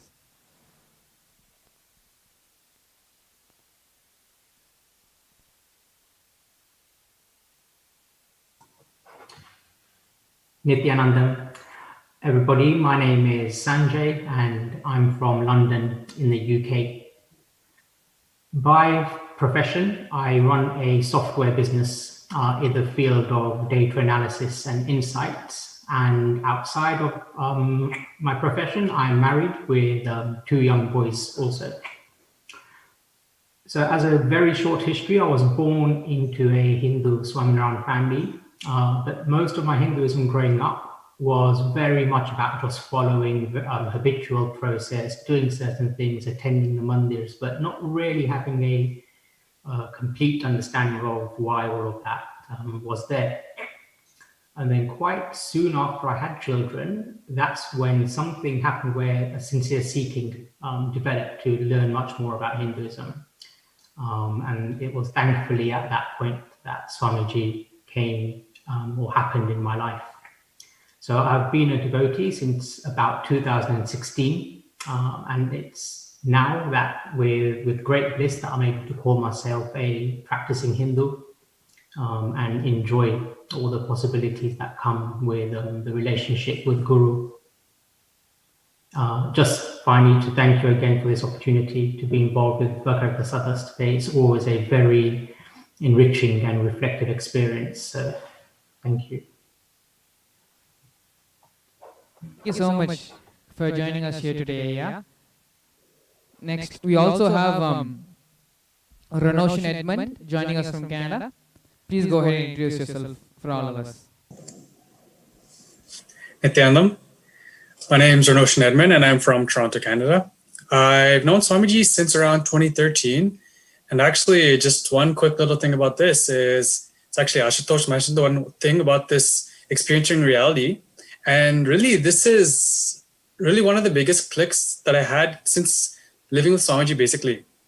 Having Swamiji in my life is really, you touch it might be a little bit weird way to phrase it, but the reality of reality. And really, maybe I had, like before getting to know Swamiji, I might have had some idea of Hinduism and all these things. But after getting to know Swamiji and really listening to Swamiji's satsangs, cherishing the powerful cognitions, you really start to see what the reality is. The whole social stigma about basically the whole Hinduism, the whole narrative that's been made about Hinduism actually drops itself, and you start to see Hinduism as it is, the reality of Hinduism and the reality of reality itself. And then after this, actually life becomes a totally different kind of juice. And so, yeah, it's just this whole experience with Swamiji has been really just this really experiencing reality for the sake of reality. And so, yes, with this, I'd like to just thank you all for giving me the opportunity to join the Varkyatha Sadhas today on NTV. Nithyanandam. Thank you so much, Ranoshan, for joining us here today. And we also have Muraliya joining us from Chennai. Thank you so much for joining us here today. Yeah. Could you please go ahead and take a few moments to introduce yourself for all of us?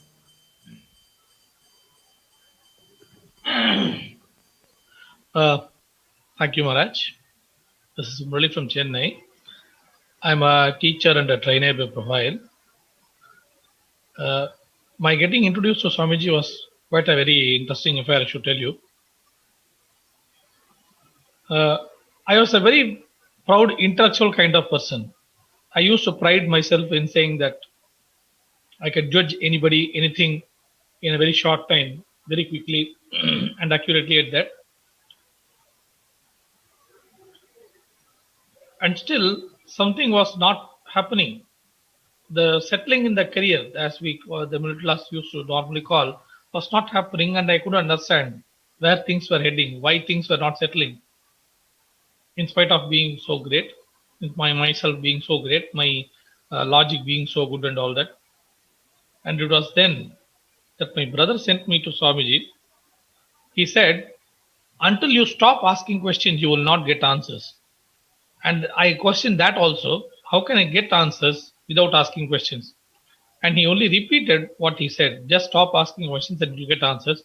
So it was out of pure curiosity I came to meet Swamiji. And I realized that he was right. Only if I stop asking questions, I do get answers. And what that is actually an experience. If I have to put it in words, I have to say that one has to listen more than one has to talk or think more. Listen with a totally blank mind, and in Swamiji's terms, in total complete completion. So it is then many things happened, many clicks happened, and a lot of miracles have happened since my being with Swamiji back then. I was connected with Swamiji from 2013, and it somehow seems to me that I had been connected with Swamiji even before that, but I'm not able to concretely explain why I feel that. 2013 was when I came to meet Swamiji for a major program, Inner Awakening, but somehow I feel that I had seen Swamiji before. I don't know why I get this feeling. And it's that experience itself, the feeling that I had been with him before also is very sweet. And many miracles have happened ever since I've got connected with him.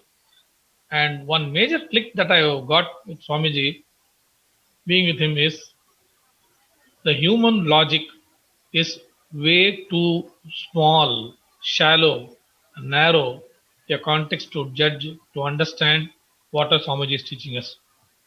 So if one has to, this is my personal experience and earnest request to anybody who looks at Swamiji in newly, like from on, I'll say the human mental logic is a very shallow, narrow context with which to judge, understand what Swamiji is teaching us from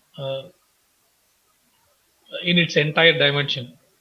So how exactly this means, what exactly this means, maybe I'll answer in further questions, in answer to further questions or as the discussion ensures.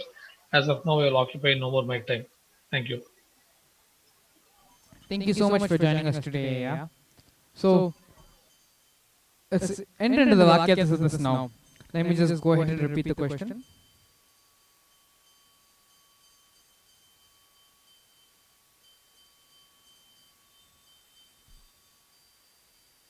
Social legitimacy of Hinduism. How systematically our social legitimacy has been destroyed. How even though the effect what the British had done so many hundreds of years ago, how that is still very much affecting us modern Hindus even now in society today. And how is it that we can reinstill the pride of Hinduism into Hindus today? Previously, we had gone over multiple facts and multiple ways the British had induced this social legitimacy, social illegitimacy into all of us, into Hinduism. And how even now, in society outside, Hindus are ashamed and embarrassed about their religion. Let us sit and do the Purva Paksha, the finding out the reasons for this and how we can change it, how we can reinstill the pride of Hinduism into Hindus. Let's go ahead and listen to Ranoshan Edmund now, share his opinions and his views about this. Please go ahead, Aya. Nithyanandam. And so, yes, it's this thing of, see, the social legitimacy of not just the sannyas sampradaya, but the whole Hinduism is at a certain space.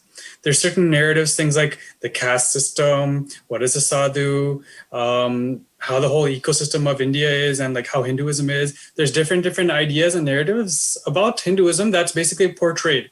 And then the world looks at Hinduism as, oh, Hinduism means this, Hinduism means that. And then it starts getting delved into these things without actually going into these specifics. And really, I'm seeing that a lot of this has to do with exactly what Swamiji's sharing, where we should stop being reluctant warriors. See, in Hinduism, the concept of being a warrior is not that we go all out and the violence and all these things. No. The concept of being a warrior is about expressing the heart, actually. See, the space of warrior, especially in Hinduism, how Renoshan cognizes, is the powerfulness of the heart dimension. The powerfulness of being able to express yourself as it is and being able to protect your ecosystem and actually express your ecosystem. Really being able to express your truth with the sword of Satya. And actually, Satya is directly connected to the heart. Compromising on Satya, actually, even physically, the heart starts to, it has a physical impact on the heart when you start to compromise. See, even on an emotional or like on the psychological standpoint, we can understand this, where we feel we have a certain way that we can live. We feel that, I feel this about me.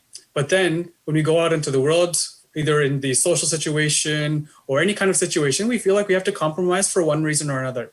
We have to compromise on our truth. And then this actually changes our own inner image. We're literally reducing ourselves for the sake of, ultimately we're reducing ourselves for no good reason. We can't really justify it.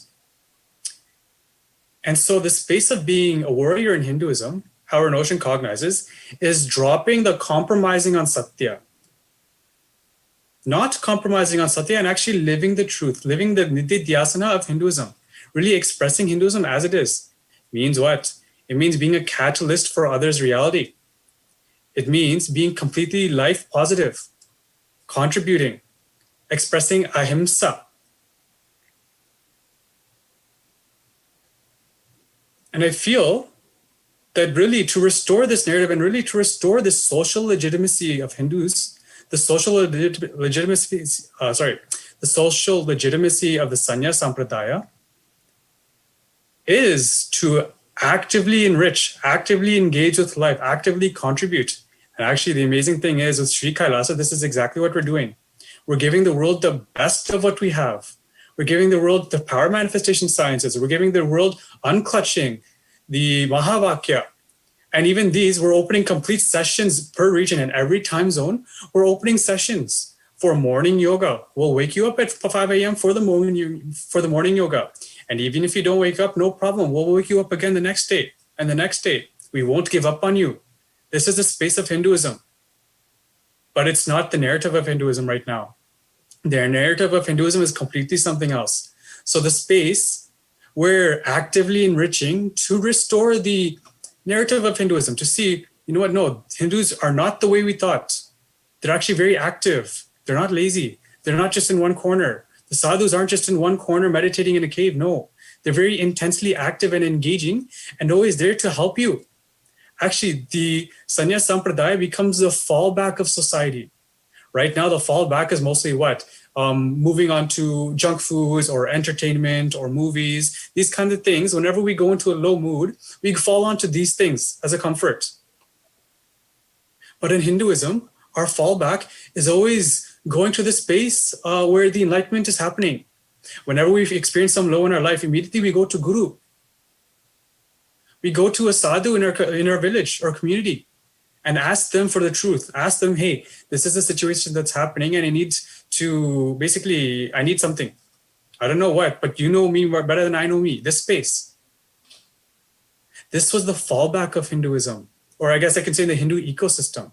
The whole narrative of Hinduism was about being life positive and reestablishing yourself back in the space of enlightenment, back in the space of powerfulness, back in the space of Satya. And so really the main thing that we need to do here is continuing to contribute to Sri Kailasa.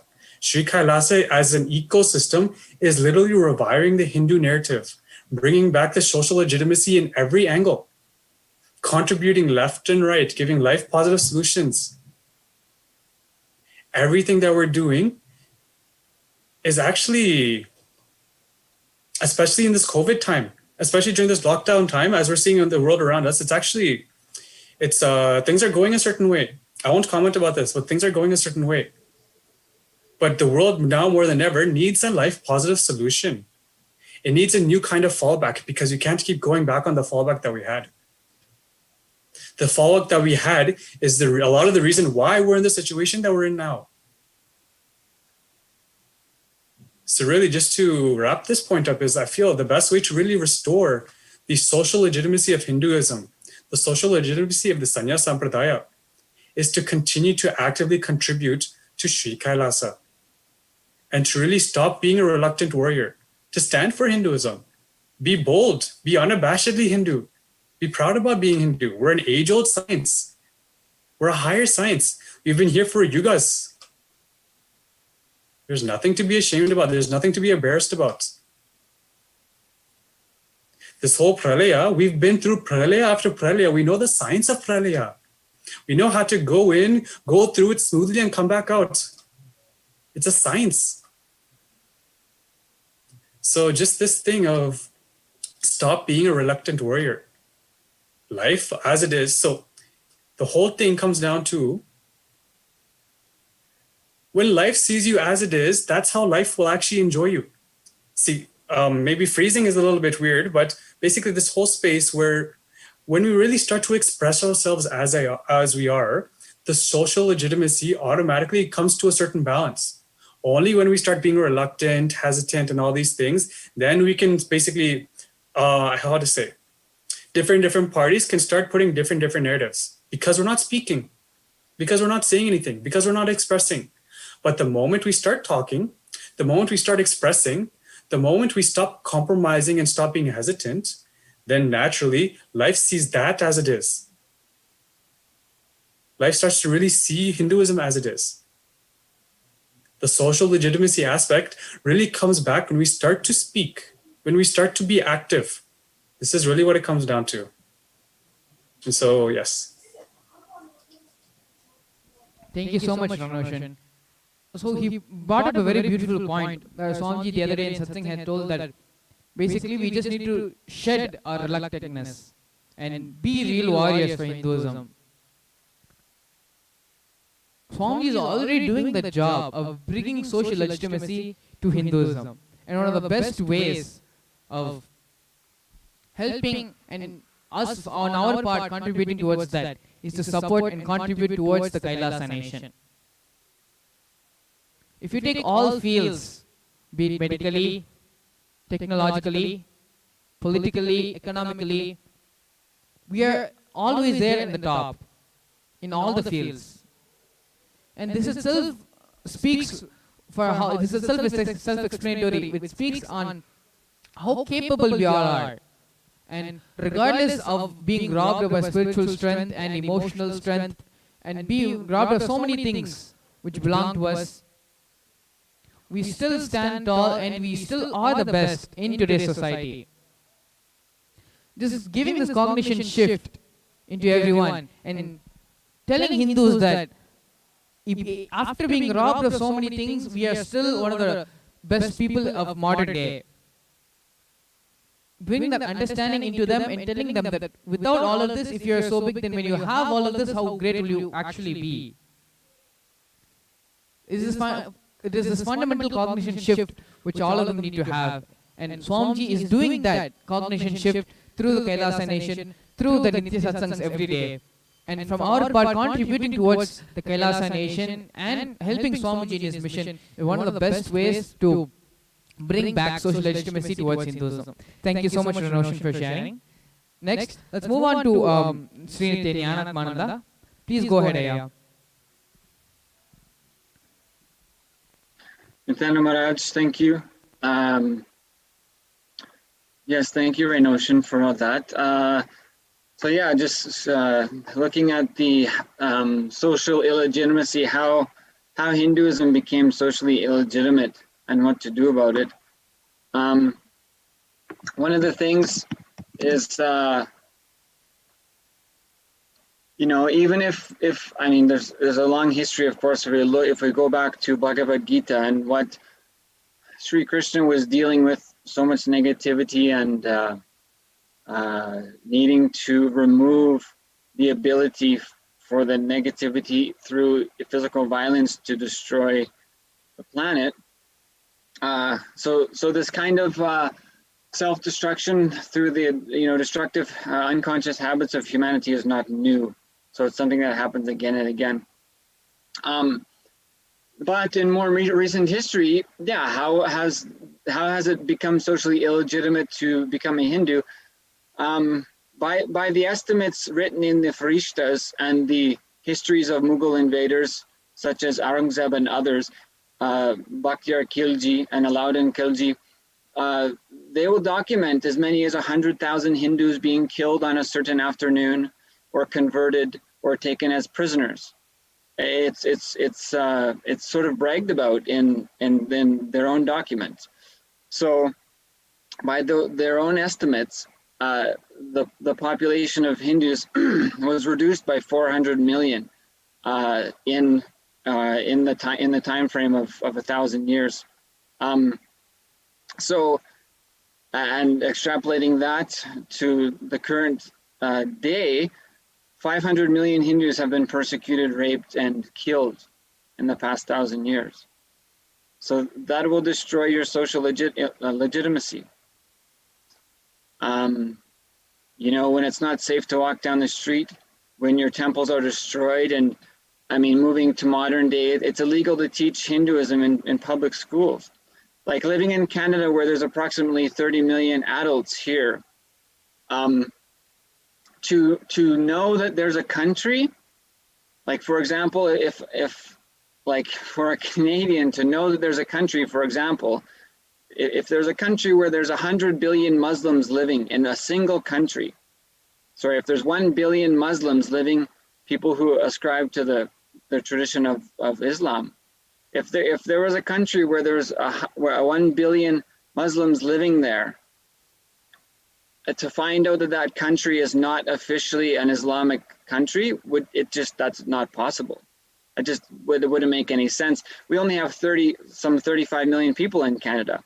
To think that there's a country where there's 1 billion Christians or 1 billion Muslims living, and that's not a Christian or Muslim country, that's impossible to believe. But India is a state with more than 1 billion Hindus, and it's not a Hindu country.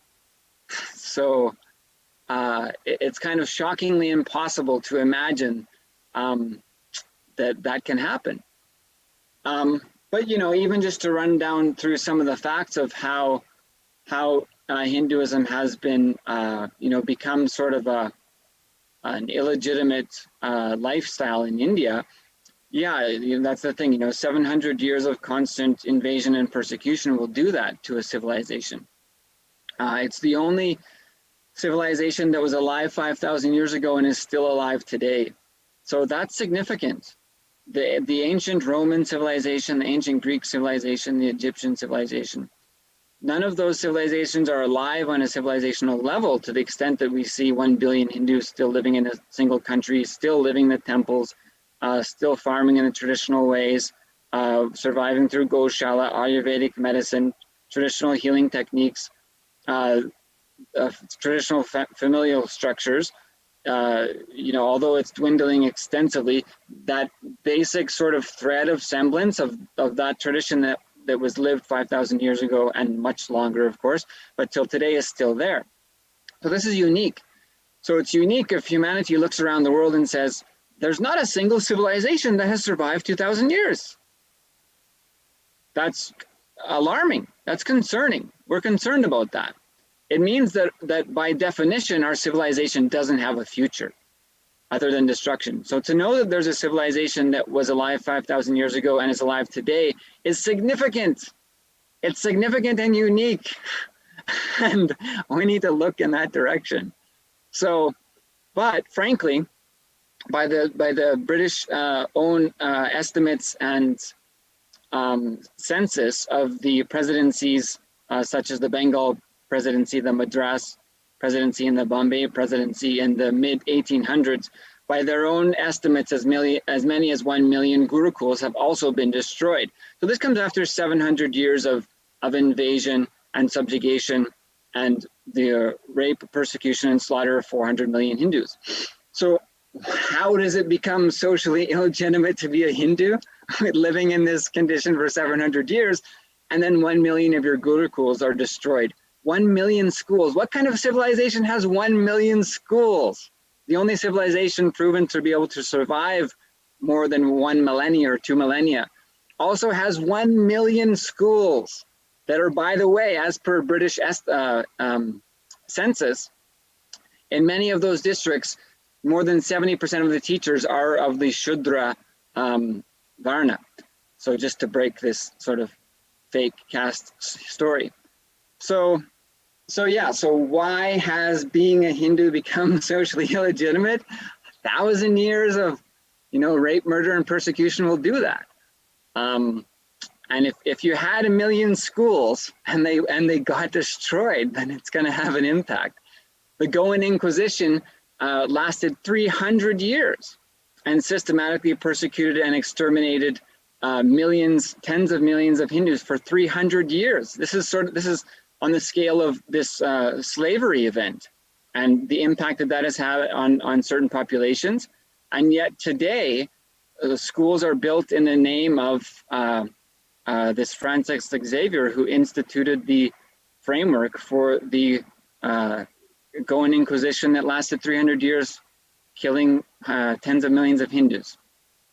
The Criminal Tribes Act of 1871 evolved to list 200 groups of Hindus, including sadhus, sannyasis, rudrakanyas, by name. If you're a sadhu, you're born as a criminal and will be treated as such. This is where the scheduled backward caste system comes from. The scheduled castes comes from the Criminal Tribes Act that listed sadhus and sannyasis as born criminals. So this will make it impossible to live your life. Like living in Canada, this seems impossible because Hindus, Muslims, Christian, Buddhist, Jain, Sikhs, people are not routinely killed and persecuted here. People come here, they set up their life, they live and grow pretty much the same as everyone else. So to be looking from the outside of what has happened to Hindus in India is shockingly uncomfortable, to put it mildly, but it's shockingly blatant about what has happened. So to kind of hear that Hindus in India feel that everything's kind of normal and okay is really surprising for a Canadian to look and see that. There's basically no threat to your life and livelihood in religious practice in Canada, whereas it's instituted through constitution and laws such as the anti-superstition laws, the HRNC and Devaswam boards taking over Hindu temples, the current takeover going on through the 51 temples in Uttarakhand, including the Chardham temples. So it's not ending, it's not slowing down. The constitution in India is secular, but it's secular only against Hindus. Subscribe to my channel Muslims, Buddhists, and also press Sikhs, this bell Christians. icon. It's secular, but it's secular only against Hindus. So it's a shocking situation to see, and there's no mystery. There's no mystery.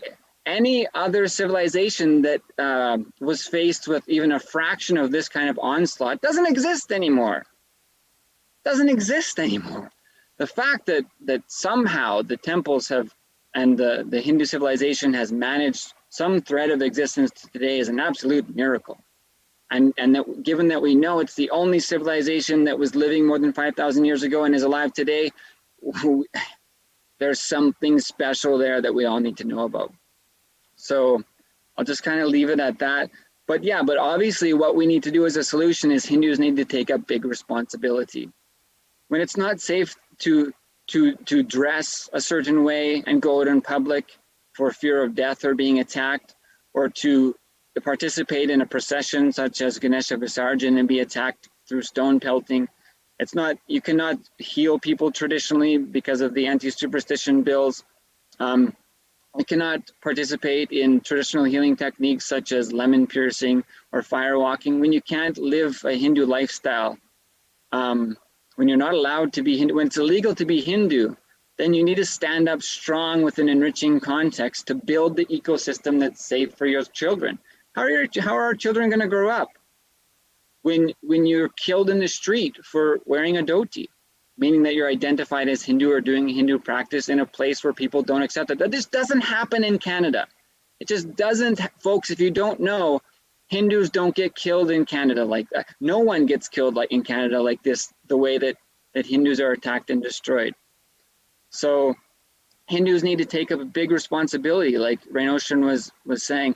Hindus need to take up a responsibility to set up an ecosystem where it's safe to be Hindu, where it's not literally illegal to be Hindu. Women are forced into Sabrimala temple by law. Your temple is being destroyed by law. And it's not the only one. There's government boards are set up and being set up, for example, in Uttarakhand, as I mentioned. But so yeah, Hindus need to take up the responsibility to recognize that if you don't build a safe place for your children and their children to grow, they're going to have to go into the streets.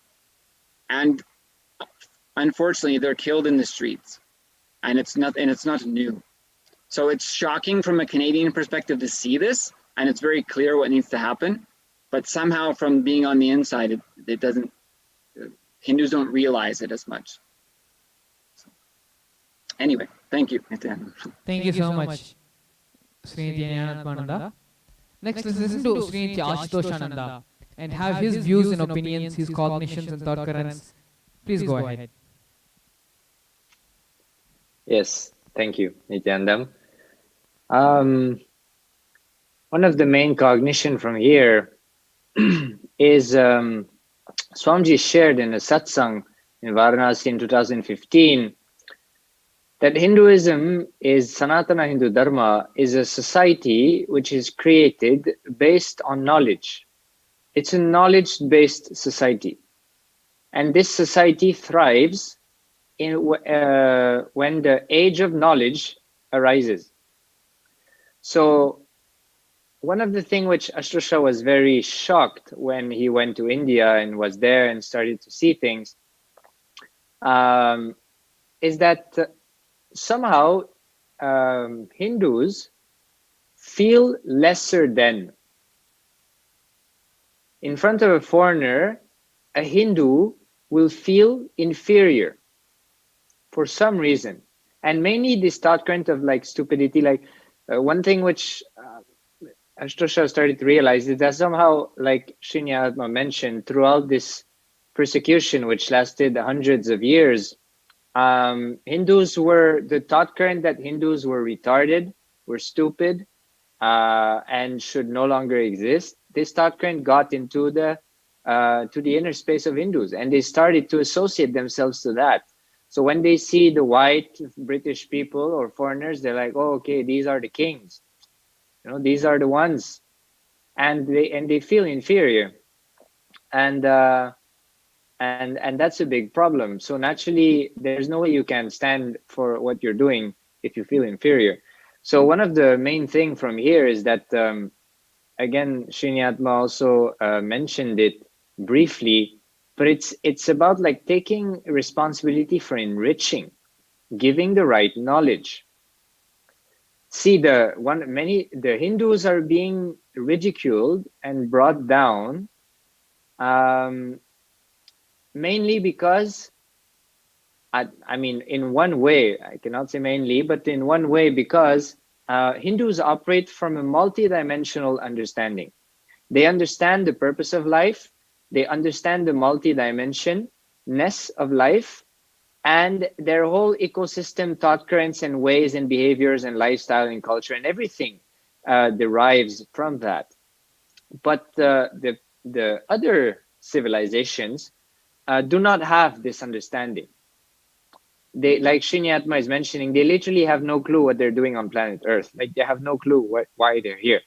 So naturally, they develop a logic which is unable to cope up with life. If you don't know why you're here, if you do not understand the science of life, then there's no way you can develop a way of functioning which copes up with life. So the Ashtosha feels that the invaders strongly realized that when they started to engage with the Indian civilization, with the Sanatana Hindu Dharma, and they decided to destroy it. And because of that, this whole social legitimacy has been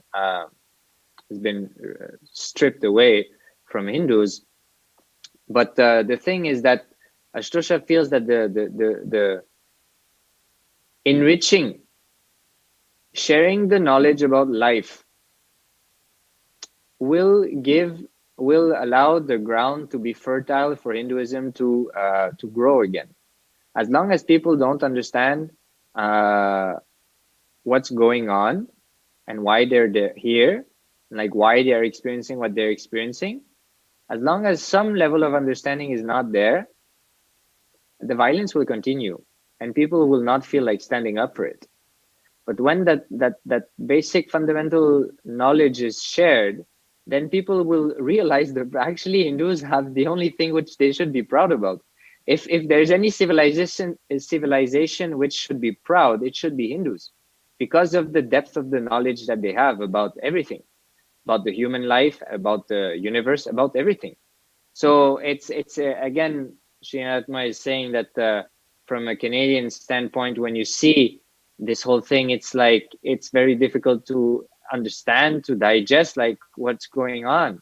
In the same way, it's like when you start to realize the depth of the knowledge, that's one of the first thing which Ashtosha realized when he started to discover Hinduism while doing Inner Awakening with Swamiji, is that Hinduism is actually the only tradition which has a mature conversation with life.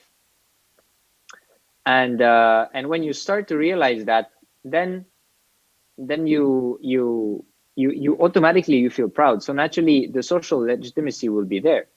So Ashtosha feels that's the main thing. It's that you need to be clear that other civilizations do not have answers for life. They might be loud and they are violent, might be scary, but they don't know what they're doing. So it's about like enriching and giving that knowledge, because people need it. They seek for it. Everybody's suffering. Nobody knows why. And everybody's thought, oh, that's life. But if you start to give opportunities for people to understand, at least to some extent, the source of suffering, and if they are guided and supported into a lifestyle where they can free themselves from that suffering, then the social legitimacy will be restored for Hindus. So Ashtosha feels it's really that knowledge, because Swamiji shared, Hinduism is a knowledge-based tradition. It thrives on knowledge, and not useless knowledge. By knowledge, knowledge means like the actual knowledge, what you need to know about yourself, about life, about universe, about cosmos, about Ishvara, Jagat, Atma, everything. So yes, that was one of the main thing which from here is cognized regarding the social legitimacy of Hinduism. Hindus should do tyaga or unclutch from the pattern of feeling inferior or stupid, or they should drop that and just claim, boldly stand for what they are and enrich the world with that maturity and that knowledge. Yes, thank you so much, Ashtosha Maharaj. Next, let's listen to Sanjay ji. Have his opinions, his thought currents, his cognitions about the subject. Why Hindus need social legitimacy? Please go ahead. Yeah, so first, so wonderful just to hear these sharings, and they add so much new light to the question. So first, the realization that yes, Hindus have lost some level of social legitimacy. So talking here from a UK European perspective, there definitely has been that. So even growing up, we are sometimes told what was caste and how caste was a very bad thing, and it was all because of Hinduism. And we are taught about gender issues very apparently clear terms about Hinduism doesn't like females, basically, in terms of certain rites and rituals and daughters. All of these things were taught that this is Hinduism.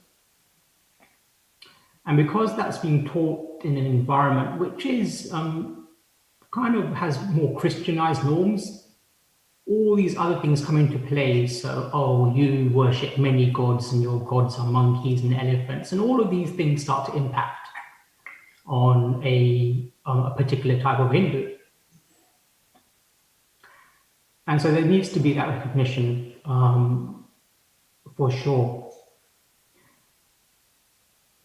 But then the other side to this question, which is what really struck me at first reading it, was two things. So first is just first to qualify pride, I think is quite important, because pride is quite a powerful word. So it feels like there's a type of pride that's driven by fear and greed, is one type of pride.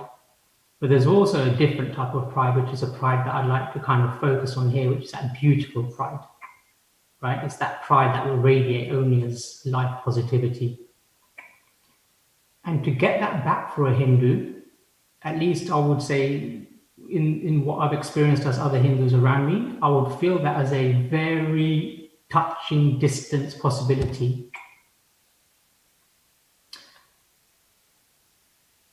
And it feels like to recover from this truth that yes, something was robbed from us, something very critical was robbed from us.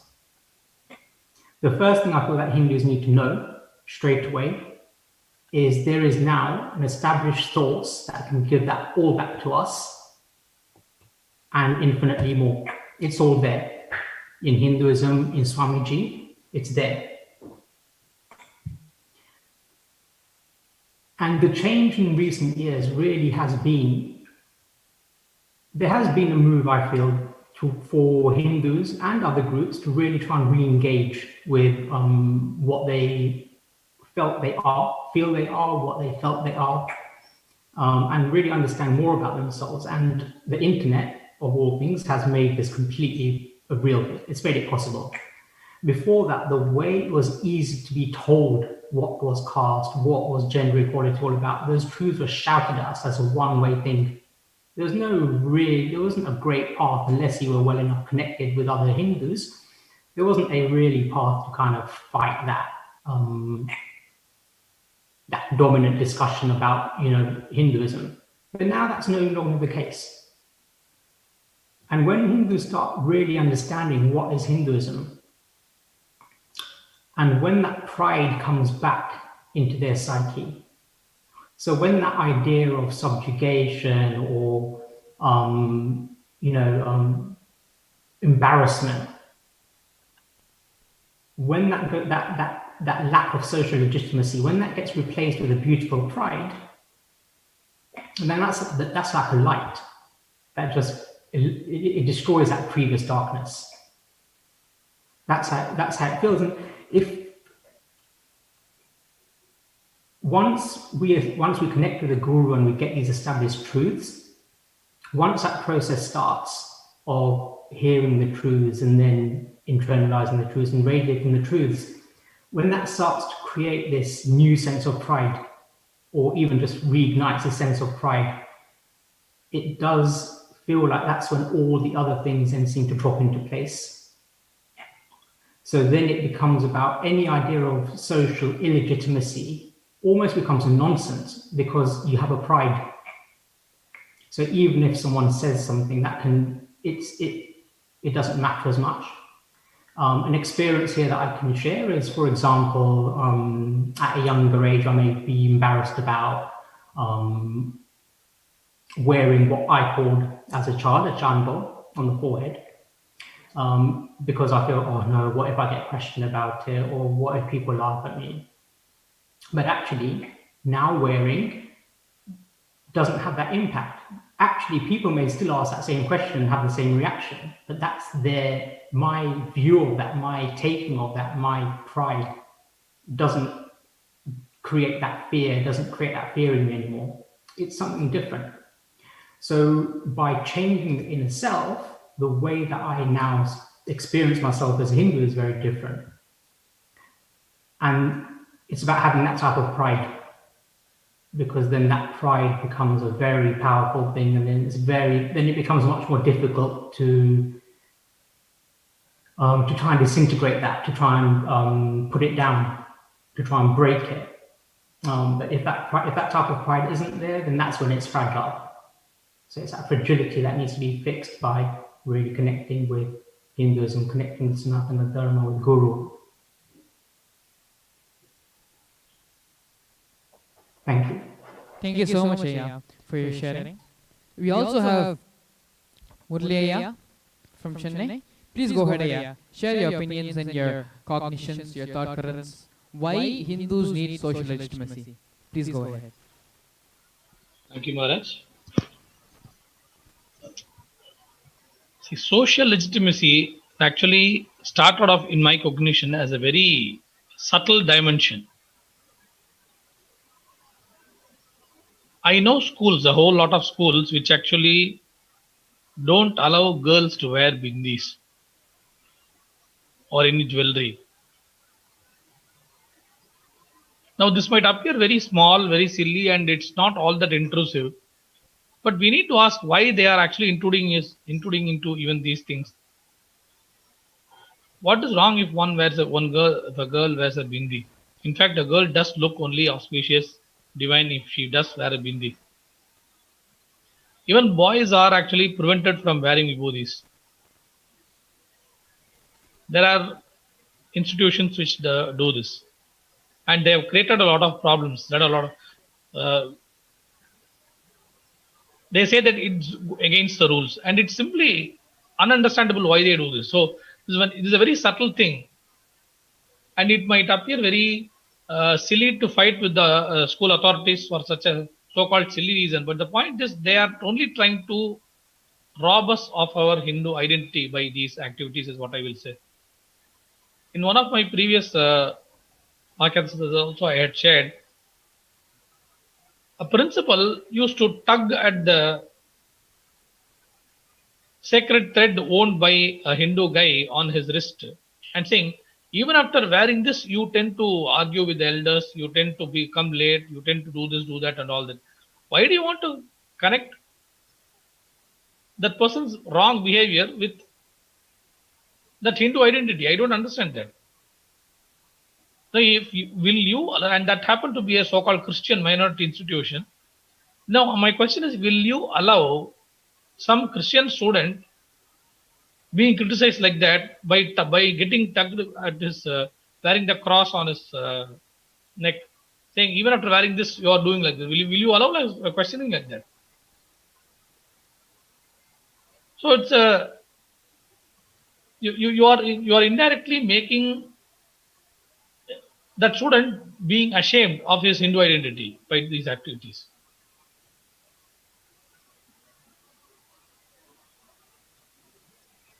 And it's a very, it is so subtle that we are actually, we are expected to keep,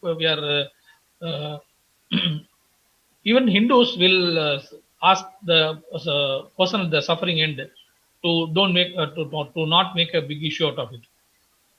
Another dimension in which this Hindu identity in the social sense is getting destroyed, is illegitimized, is the entertainment part.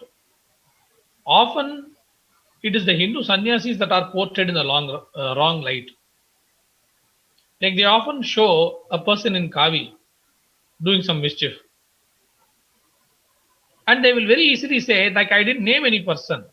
If you look at the character very closely, I didn't name any person. Yes, true, they didn't name any person, but that not naming anybody is only a way of legally escaping any suit against the producer, director, or whoever it is responsible for them. But the question that arises in me is, why do you want to even criticize any Hindu identity at all? So that is where I feel social legitimacy is getting destroyed. Also, when there's something that got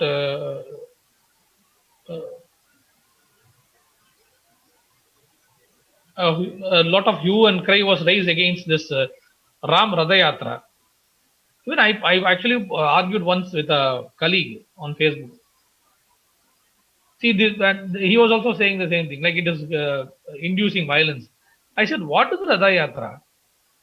It is just a chariot in which you have a statue of Rama that is going to start from a temple. It is going to take a particular road route, and it is going to either go back to a place where it started from, or it is going to go and settle in another temple. And in wherever it goes, it is going to bless people. If the people are themselves willing, they can actually offer some donation in the form of money or fruits or whatever it is, or some clothes, silk clothes, if they are willing. If not, it is just going to go that way. That's all. It's going to start somewhere, it's going to end somewhere. That's it. That's it. Now, where is it? Who's inducing violence here? If somebody is getting violent at just this chariot being run on the road, it is the problem of that person. Where is the induction of violence here? So this Radha Yatra, this schools allowing Hindu identities being worn on the students, the entertainment industry, ridiculing Hindu saints. These are subtle ways in which the identity of Hindu itself is the so-called vulnerable Hindu, the middle mind, Naduna Naki, what Swamiji calls. They are being made to feel ashamed of their Hindu identity. Sometimes even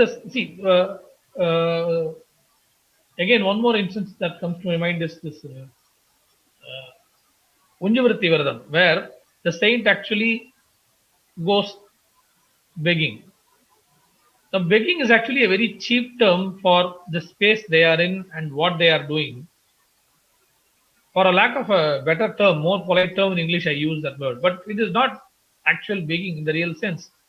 And this again is getting ridiculed on all social media by many of these anti-Hindu elements. Now, if Hinduism was in its full vogue, the person doing the Unjavarti Varadam will be easily looked upon as somebody who is doing his Parivrajakat, or who is into his who has finished his Grihastha and about to take his Sannyasashrama, like he is in the Vanaprastha ashrama. We can easily see, one can easily relate to that person's space, what is happening there. But only because Hinduism is not practiced in its entire dimension, in all its glory, we are even not able to understand what that person is doing, why he is doing. And we tend to ridicule him, or we tend to shoo him away, these people who practice that. Or we tend to so-called tolerate these schools who, okay, if I don't wear a bindi, what's the big deal? If I'm not able to, not allowed to pray inside my school, I don't lose anything. Actually, after all, I'm allowed to go to a temple. Otherwise, we teach all the rituals at home. That we are practicing Hindus enough at home. No, the thing is that is not intense enough for Hinduism to thrive in all its glory. That is not enough, is what we are trying to say through as representative of Kailasa. We have to revive it back in all its glory so that the real benefit ensues. Now, for the level at which these people want us to practice Hinduism, or even let us say the way they want to eradicate it, it will eventually result in eradication. And we never will see the true benefit of it. And only when Kailasa happens, we will even see the entire benefit of it. And even the so-called anti-Hindu elements will ultimately get benefited. They have to understand that. And the only thing that will get destroyed when Kailasa is legitimized in the social front of all dimensions is, the only thing that will get destroyed is any selfish vested interest. So that these people have to understand. And things have gone way beyond control. It's high time that we look into all these even subtle things, so that Hinduism is restored in all its glory. Because we have been letting things go that something is very trivial, insignificant, this won't destroy Hinduism for quite long, and it's high time that we got alarmed. And only then we can see Hinduism in all its glory. And Swamiji doesn't say if you save Hinduism, you are saving humanity, as a way of being a, what to say, fanatic Hindu. Actually, being a practicing Hindu never makes you any fanatic, because Hinduism itself is basically, fundamentally, all encompassing. We don't isolate anyone, alienate anyone. Somebody once said there is no translation for the word alien in Sanskrit. So that itself shows the words that you use in a language tells you the cognition that the native speakers of that language have towards the world. This is one thing I found as a language trainer, as a profession, my profession. The words that you have, the words that you, the vocabulary the language has in its parlance, in its use, in its regular use, tells you the kind of culture it has, the kind of mental setup the users of that language have. So there is no word for the Sanskrit equivalent for the word alien in Sanskrit.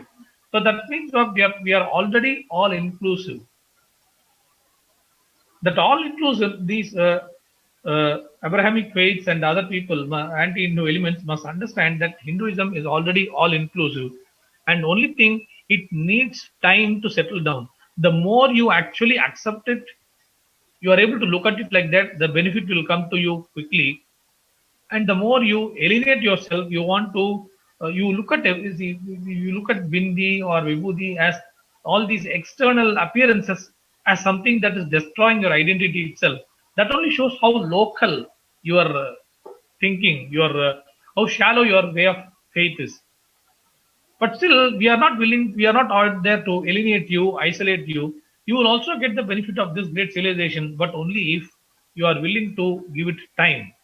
The more intensely you resist it, the more late you will get the benefit.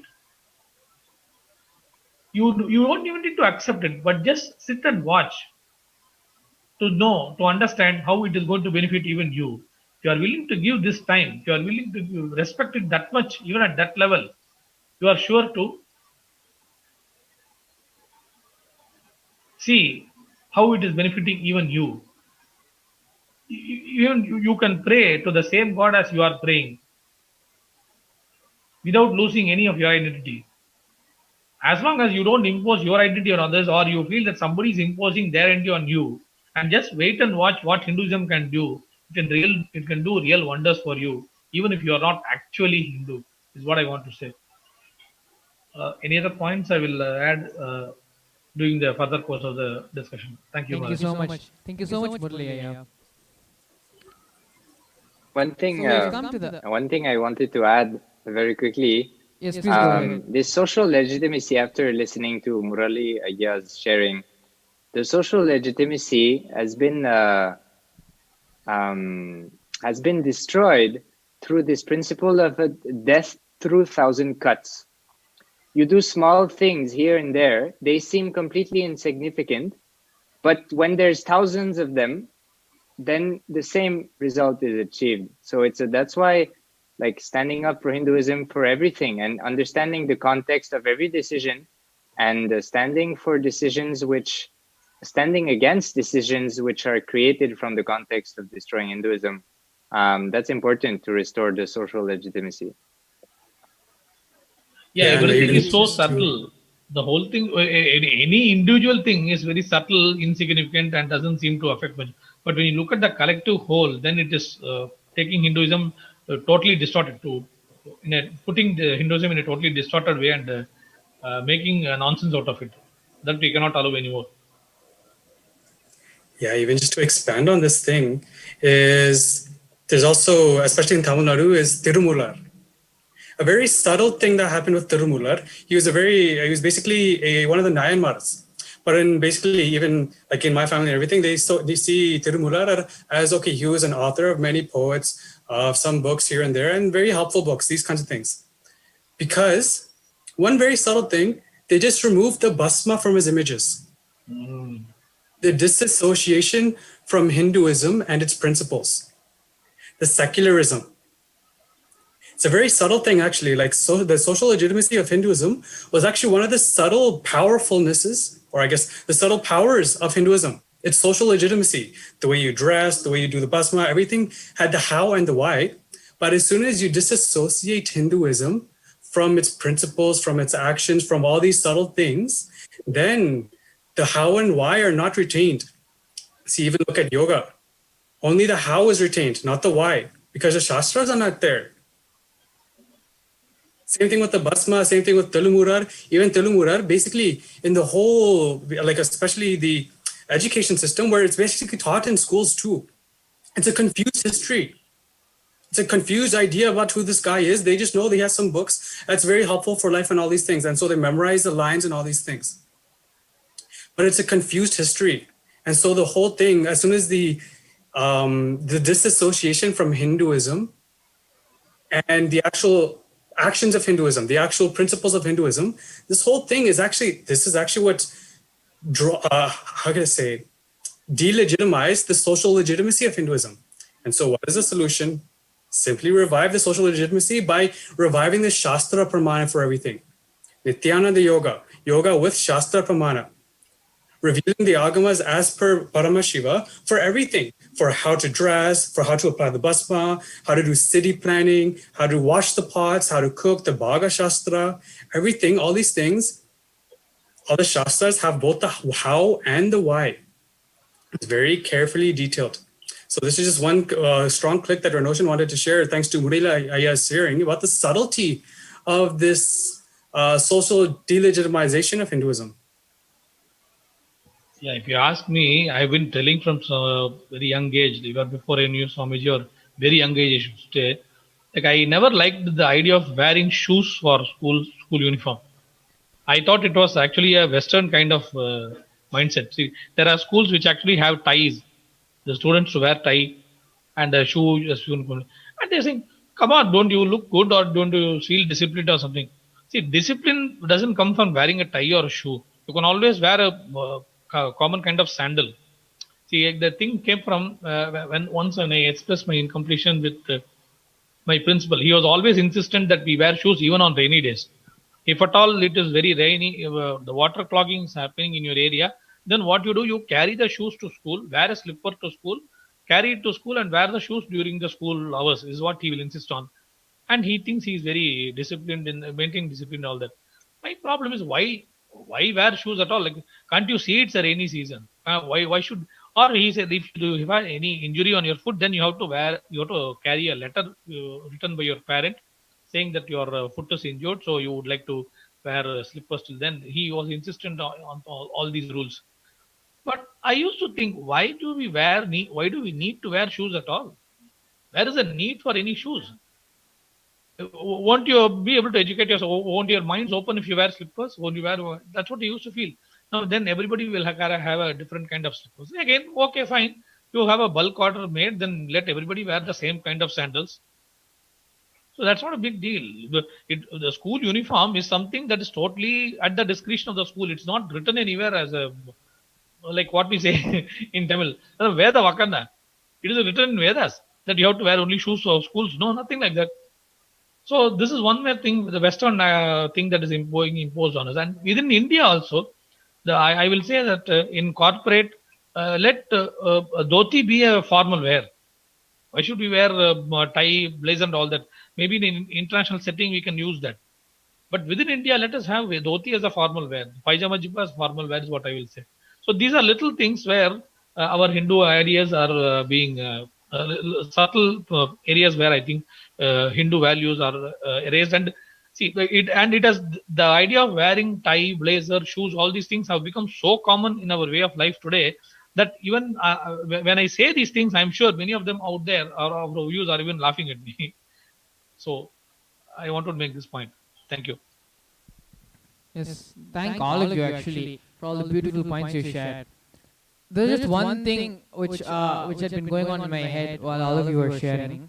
There's something which Ashutosh Ananda had pointed out, where the small things which Muraliya was mentioning, like not allowing the bindi in the school and the uniform, the tie and the shoes. Ashutosh beautifully said it's like a death with 1,000 cuts. And another thing which we always speak about religious persecution and religious illegitimacy.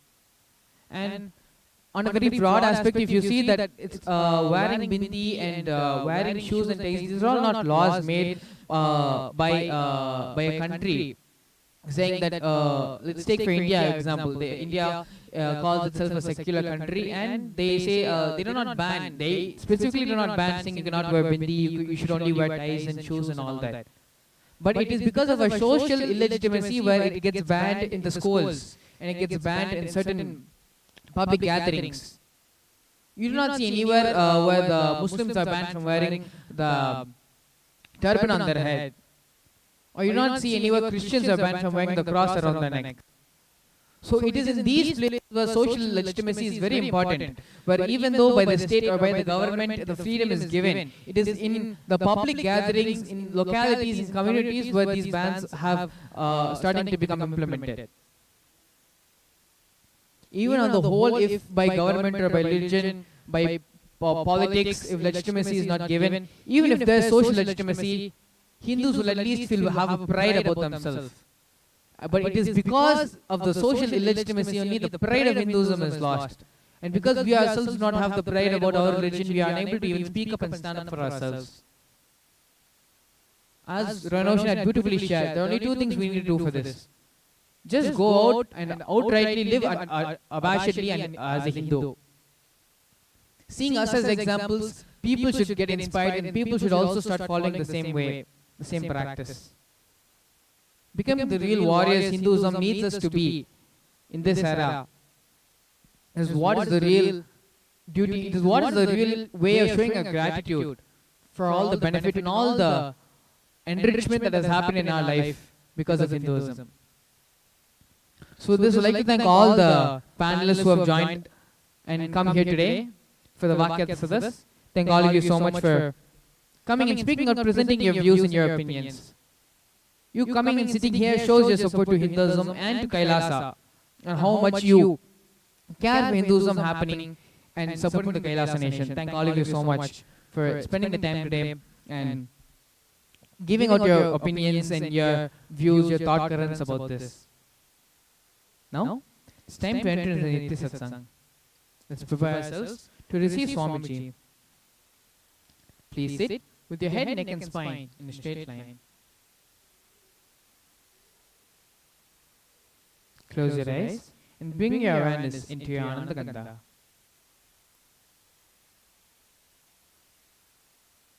Visualize Swami sitting there in your Ananda Gandha as Paramashiva with 25 heads and 50 hands. Now, allowing the mantra to reverberate throughout your entire body, please start chanting the Mahavakya. Om Nithyananda Paramashivoham. Om Nithyananda Paramashivoham. Om Nithyananda Paramashivoham.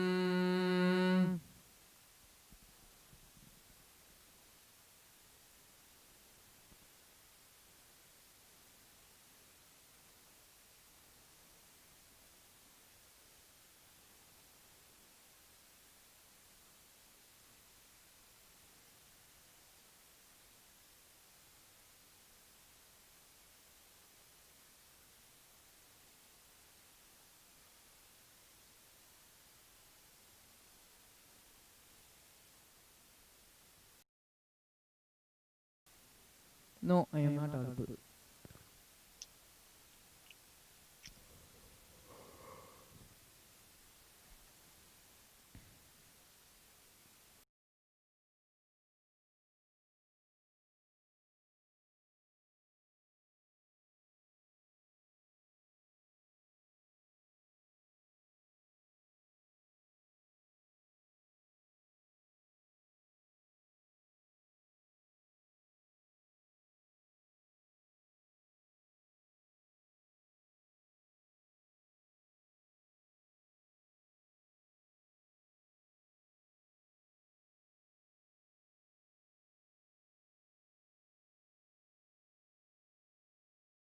closed is meditation.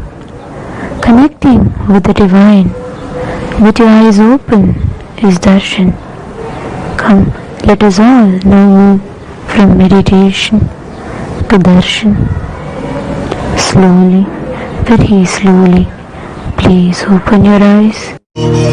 சுண்ணாம்பு போல சுருச்ச மோகத்துக்கு எங்க சூரிய நர்வமசம் எங்கெங்கே வச்சிச்சோ வெத்தல போல விரிச்ச மோகத்துக்கு எங்க சந்திர நர்வமசம் எங்கெங்கே வச்சிச்சோ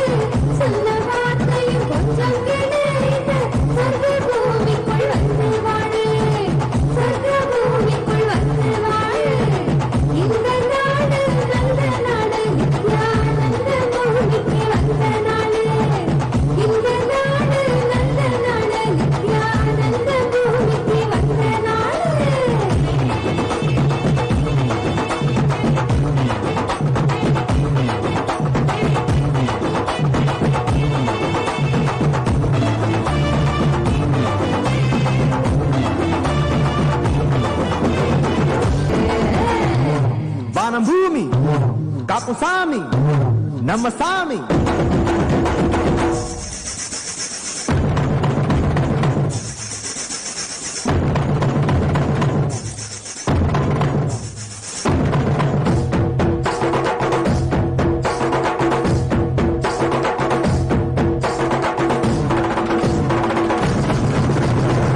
முத்துரவரத்தினமே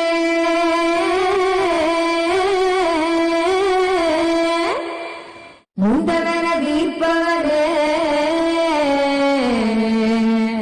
ಮುನವರತಿನಮೇ ಮುಂದವನ ದೀಪವನೇ ಮುನವರತಿನಮೇ ಮುಂದವನ ದೀಪವನೇ ಮುಗಿವರು ಎಣ್ಣಗಳ போக்கಬೇಕು ஆண்டவனே முகிவரு எண்ணங்களை போக்கಬೇಕು ஆண்டவனே பாடு பண்பாடு பொருந்த